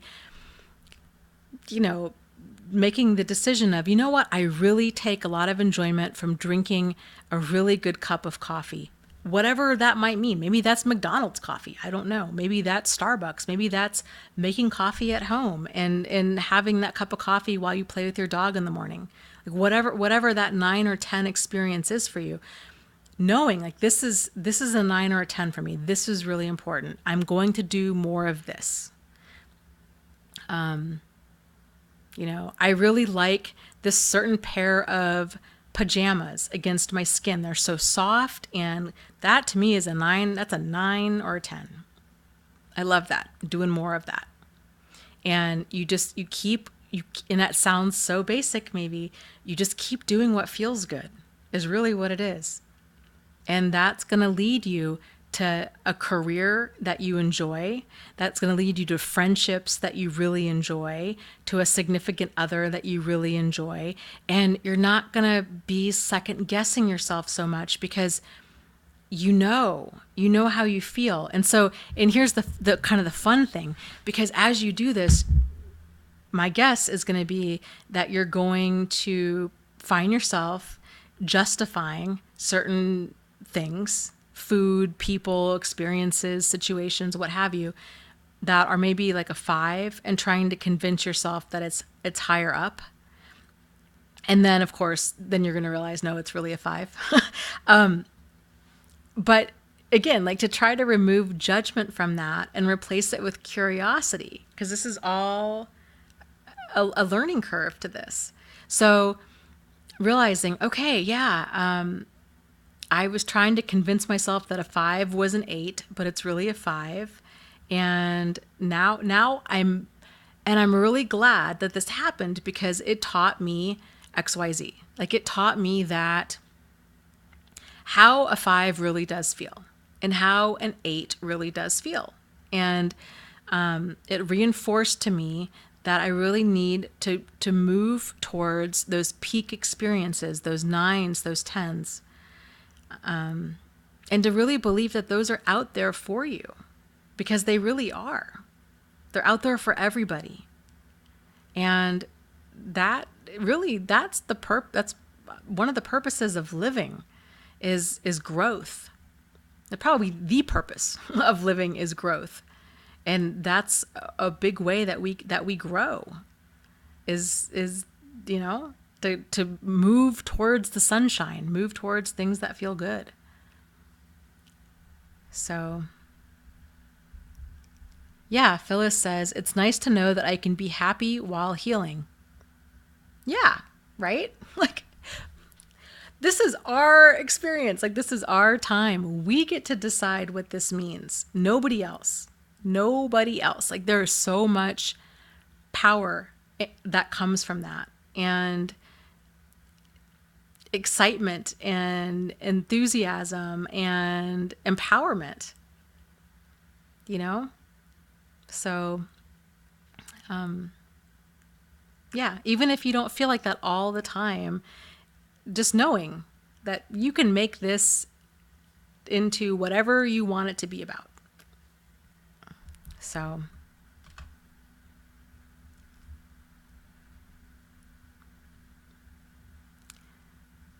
yes, trust the process.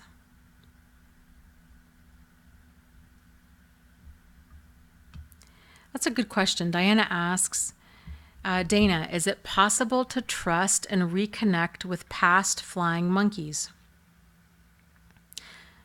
Sure. I mean, I think anything is possible.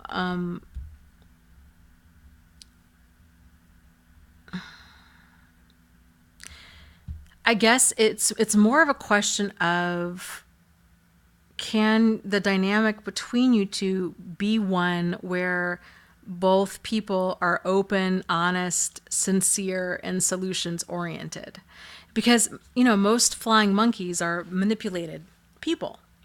So, if they're open to having that conversation about what really happened, and to hear your side of things, and, to work towards some sort of resolution, then yeah, I would proceed with caution, because they have been manipulated. And this is they've held on to this manipulation as truth for a really long time. And a lot of people have a hard time with, I think, first off, believing that they could be manipulated.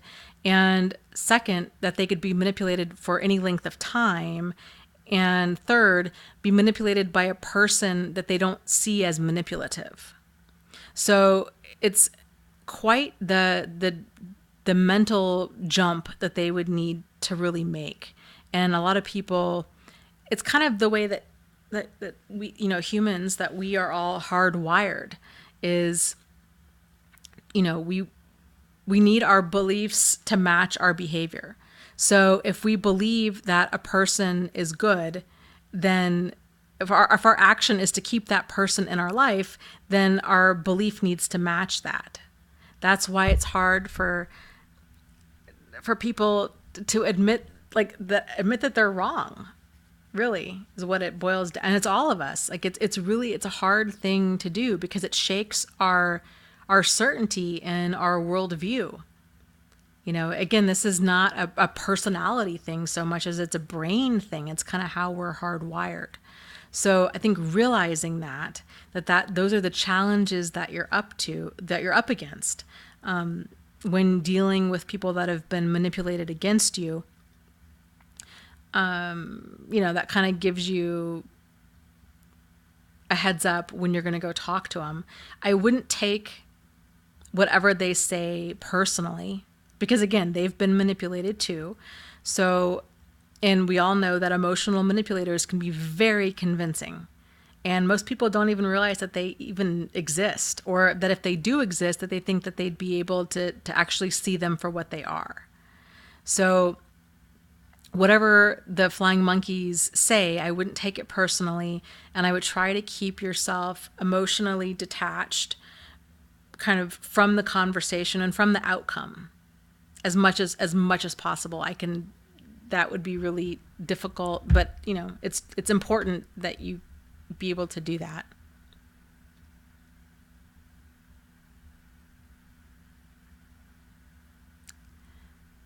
So yeah, and it depends on the extent of manipulation and then the things that they were manipulated about.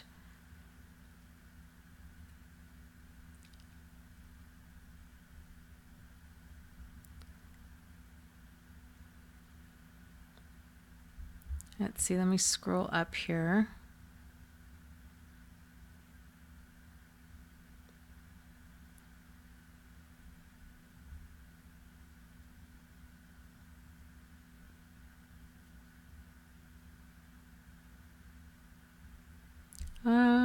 Cha. People are talking about recipes. I don't know what I missed and how we got here with recipes, but they sound delicious.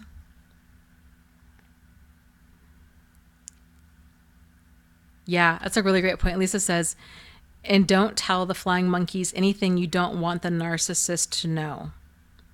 I would agree with that completely. Again, they're manipulated, and you just don't know to what extent.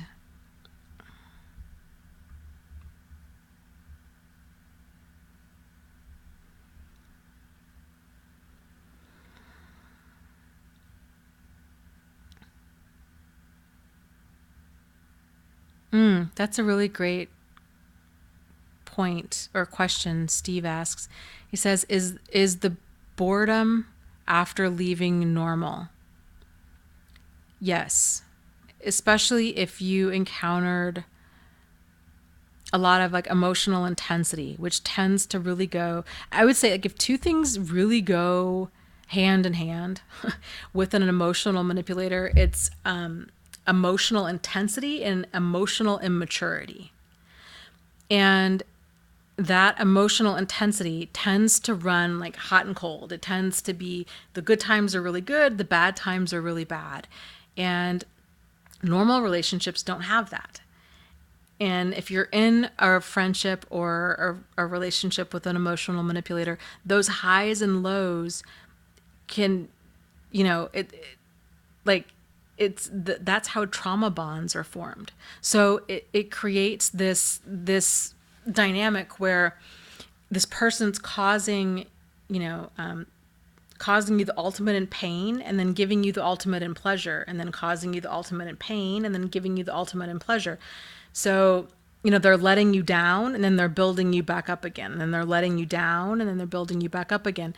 And or I should say, they're devaluing you, and then they're idealizing, or they're discarding, and then they're idealizing. So normal relationships don't have those extremes. And when those relationships are over, the world can feel really flat, and it can feel like we're never going to meet anybody that we have this amazing connection with. But it's not an amazing connection because it's not sincere. It was very much manufactured and artificial, and they were pretending to be everything that they needed to be in order to get from us what they were trying to get from us. So it does take some time to kind of get your sea legs back and to be attracted to normal, balanced people, but it is possible. And, I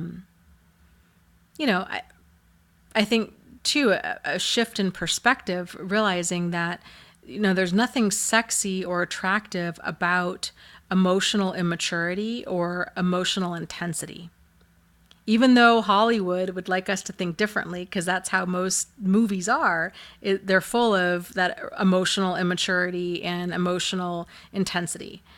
And that's kind of, those two things are really held up as this is the epitome of, romance or, true love. But it's not. Like, it's insane. If you really think about, if you think about it, especially if you think about a lot of, the movies out there that have these concepts, it's ridiculous, like totally ridiculous. So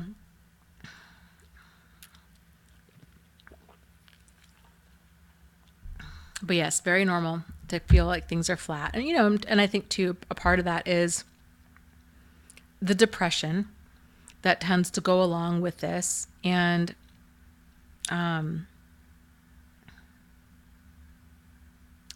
it's, you're out of a relationship, and it's going to take time to heal from that.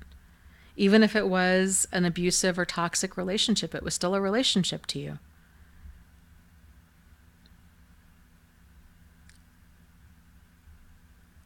So let's see. Sandra asks, is there a certain amount of time that you need to be no contact to have that acute pain of abuse lessen enough to be able to think less about him? I feel so tortured by my mind. I don't know if there's necessarily a certain period of time, but it really does help to go no contact if you can. It really, really does. It's hard for that wound to heal if you keep touching it. And that's what we do when we continue to get sucked back in or to continue contact. If you can't avoid contact, like, you have a child with this person, or you work with them, I would try to limit contact as much as you possibly can, so that you really can focus more on healing and realizing that they are going to be trying to provoke emotions in you so that you don't heal, that they are continually on your mind. It's all a game. It's all about power and control. So, but it does help to like anticipate a lot of this stuff too. So once you kind of know what's coming, it sets you up for success. So knowing, okay, after this relationship's over, they do tend to provoke emotions like pity, like anger, like jealousy, envy, rage, insecurity, big time. And so to expect texts or to expect them to say snarky things like, if they've always kind of picked on you about, your cooking or your weight or your parenting or, the cleanliness of your house or whatever, they're most likely going to keep doing that, and to try really hard to not let that rattle you, because they're doing that to get a reaction out of you. But it's sort of like the school bully, right? The school bully is going to, they have their targets and they pick on those kids. If they quit getting a reaction, or the kid, kind of like stands up for themselves, but like doesn't acts in a way like, boy, you're pathetic. The bully tends to end up, leaving them alone. It's the same kind of thing with most narcissists. If they realize that they're not bothering you anymore, like you're not fazed by it, they do tend to drive on. With that said, if a narcissist or an emotional manipulator is physically abusive, that can backfire and they can be violent. But by and large, most of them, like the ones that are more into like psychological abuse, verbal, emotional, financial, they're doing it to provoke an emotion because it makes them feel smug and superior. So,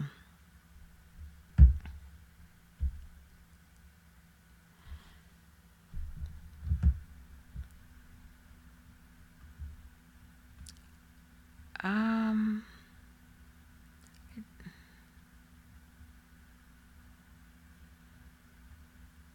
okay. Salon asks Dana, when I'm having that time of the month, my emotions go all over the place.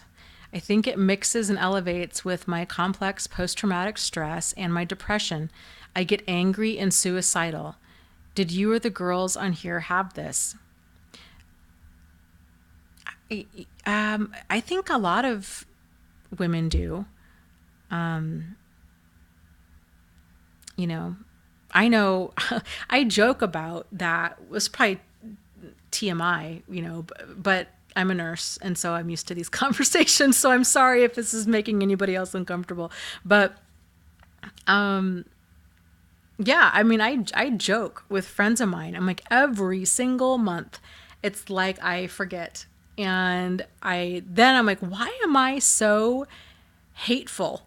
Like, what is my problem?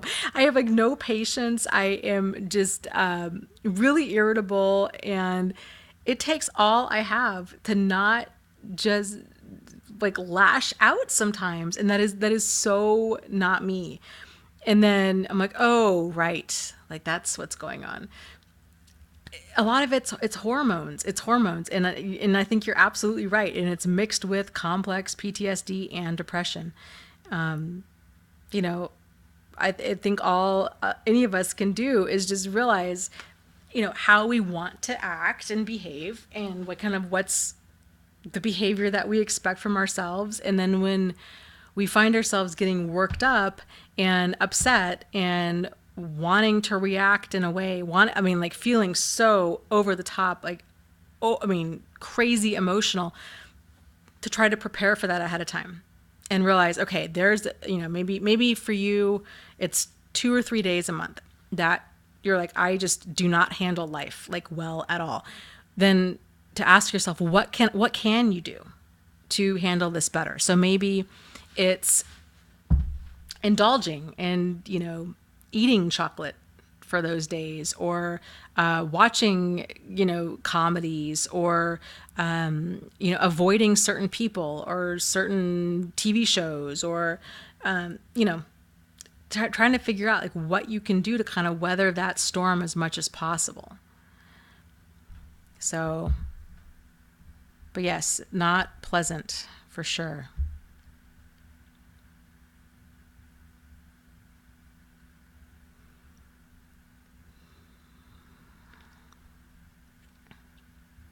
Let's see.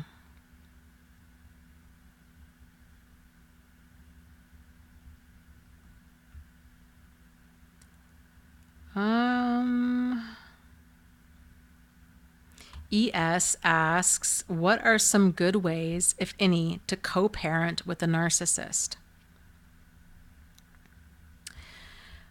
Well, it's tough because, again, it goes back to that mindset, right? So you've got narcissists that have the mindset of the competition versus a normal mindset, which is cooperation. So if you've got a narcissist that has that mindset of competition, then they oftentimes don't co-parent, they counter-parent. So they do things to sabotage and to frustrate and to provoke and to annoy and do all of this.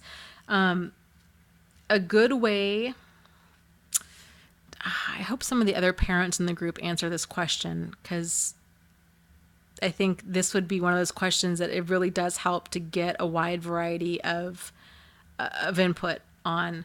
I would say at a start to pick and choose your battles and realize that you're dealing with a very difficult, most likely high conflict person who is not seeking a solution. So they are intentionally being defiant. They're intentionally doing things to upset you. And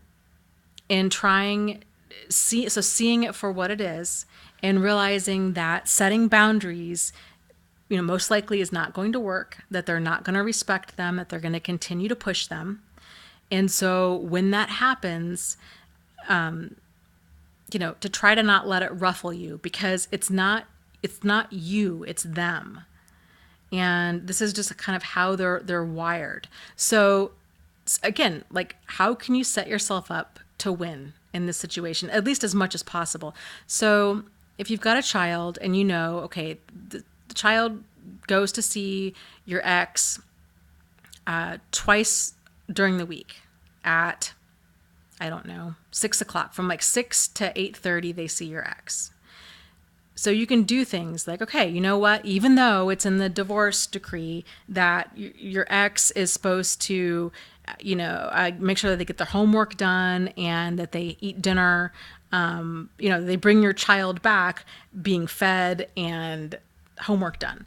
But then consistently, they oftentimes will not do that. And then now you're left feeding your child dinner at 8:30 at night when they need to be in bed by like 8:45, and you're trying to do homework. You've got, a solid 45 minutes of homework that you're also trying to cram in before bedtime, and then your child's upset and then you're upset, and it's tension and stress.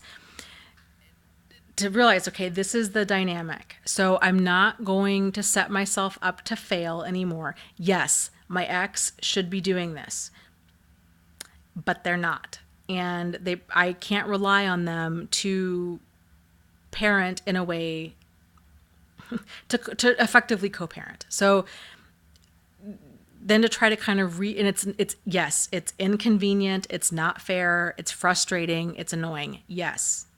All very valid feelings. But and I hate the saying, but it is what it is. And so with that said, like, okay, this is what I can do. So if my child goes with my ex at 6 p.m., on Wednesdays, then I need to somehow arrange things to where my child, does their homework or does a lot of their homework before they go out with the ex. And maybe the child eats, either has dinner or has a snack or takes a snack with them, kind of like try to anticipate what your ex is or isn't doing and then plan in advance for that. And so then when that does happen, you're not so caught off guard because you're like, yep, that's my ex. Like, that's the kind of stuff that they do. That's why they're my ex. And I don't expect them to act any differently. I'm going to still continue to remind them that this is something that's important and, what have you. But I'm not going to get upset if they continue to have bad behavior because it's who they are. It's what they do. You could also try framing things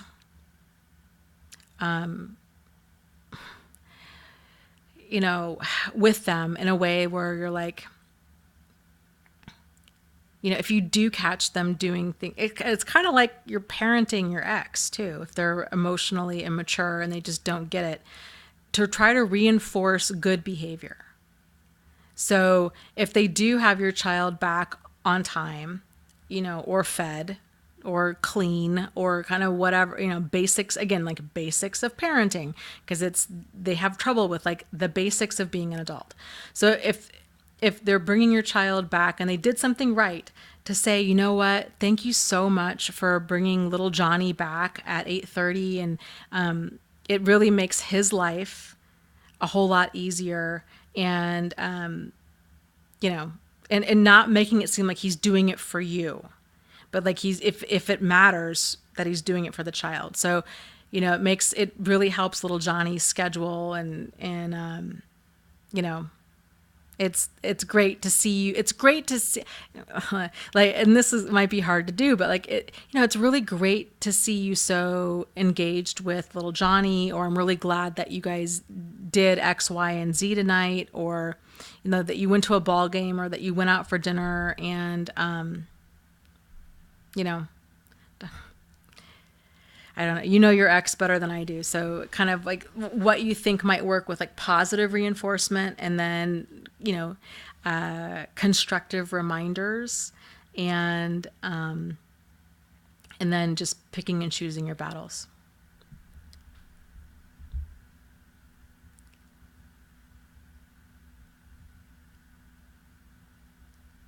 So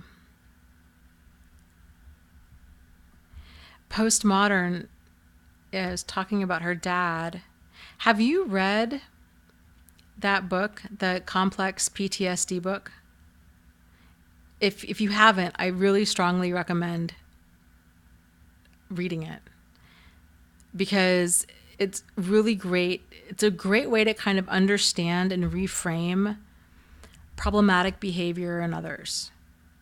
I went to a family gathering like a week after I had read that book, and it was phenomenal because I was really able to see a lot of their behavior and my behavior clearly. I think for the first time ever in my life. It was really, really interesting, truly seeing these different dynamics at work, and how how I would react and why, and how things that they would do and why. Things that I always perceived as maybe like controlling, I now perceived as, wow, that was really fear-based. Like that's got to be a really hard way to live. Like this person is so afraid of making a mistake that they go to these great lengths to try to control everything around them. And here, I'm 39 now. Here I am thinking that their behavior, that they were trying, that it was personal, that they were trying to control me. And it wasn't about that. It's about them trying to control their environment in general. I just happened to be in their environment. So like, I don't know, it's weird. You really do see behavior in a totally different light. It's very, very, very insightful. And I was shocked at the shifts I was able to make just from reading that book. So yeah, I'll be curious to see if you read it, kind of what you are able to glean from it and how you're able to apply it.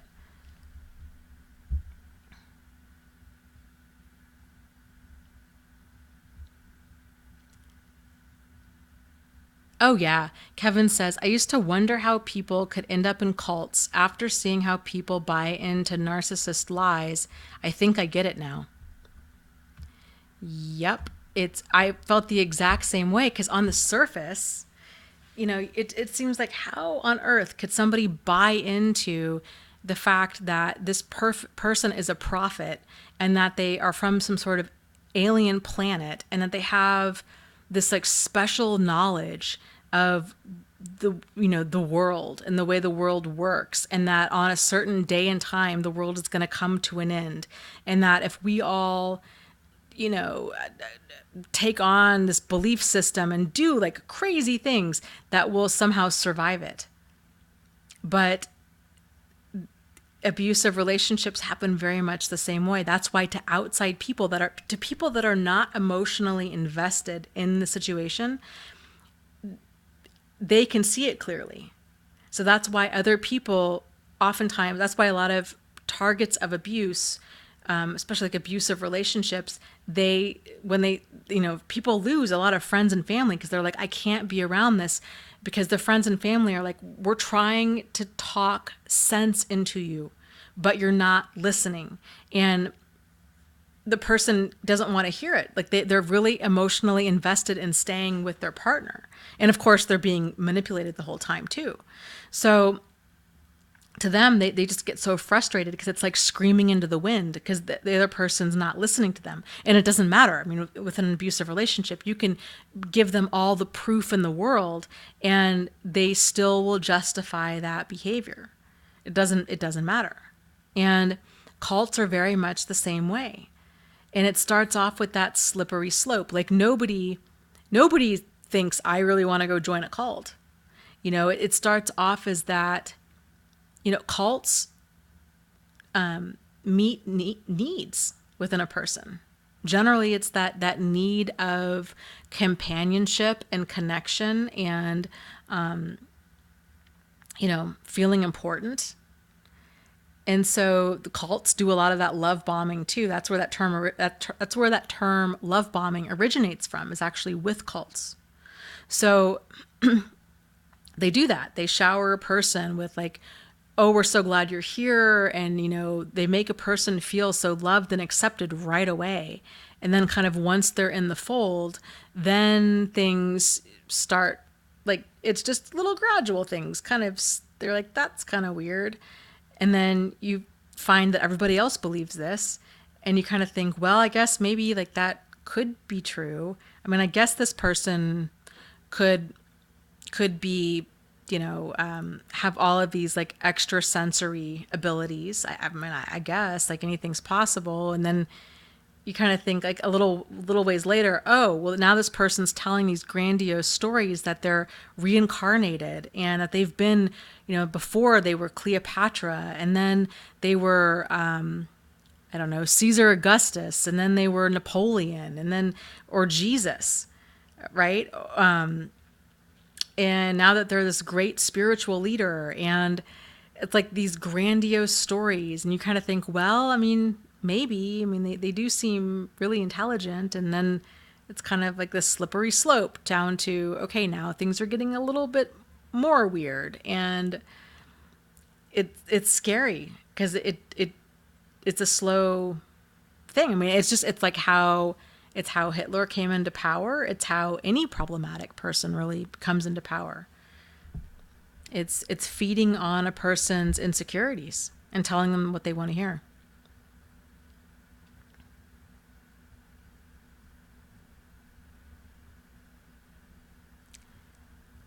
So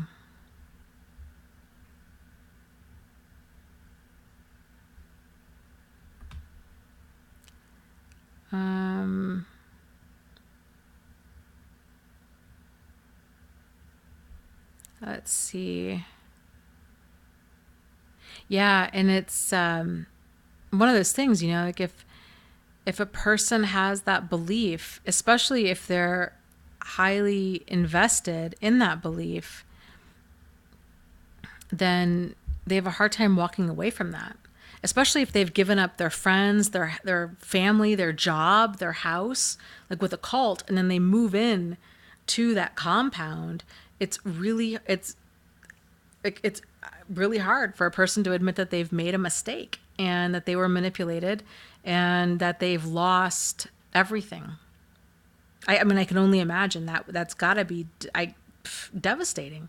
It's the same thing with how people get caught up with online dating scams and give scammers, all their whole life savings. It's the same kind of thing. So, yeah, really crazy stuff.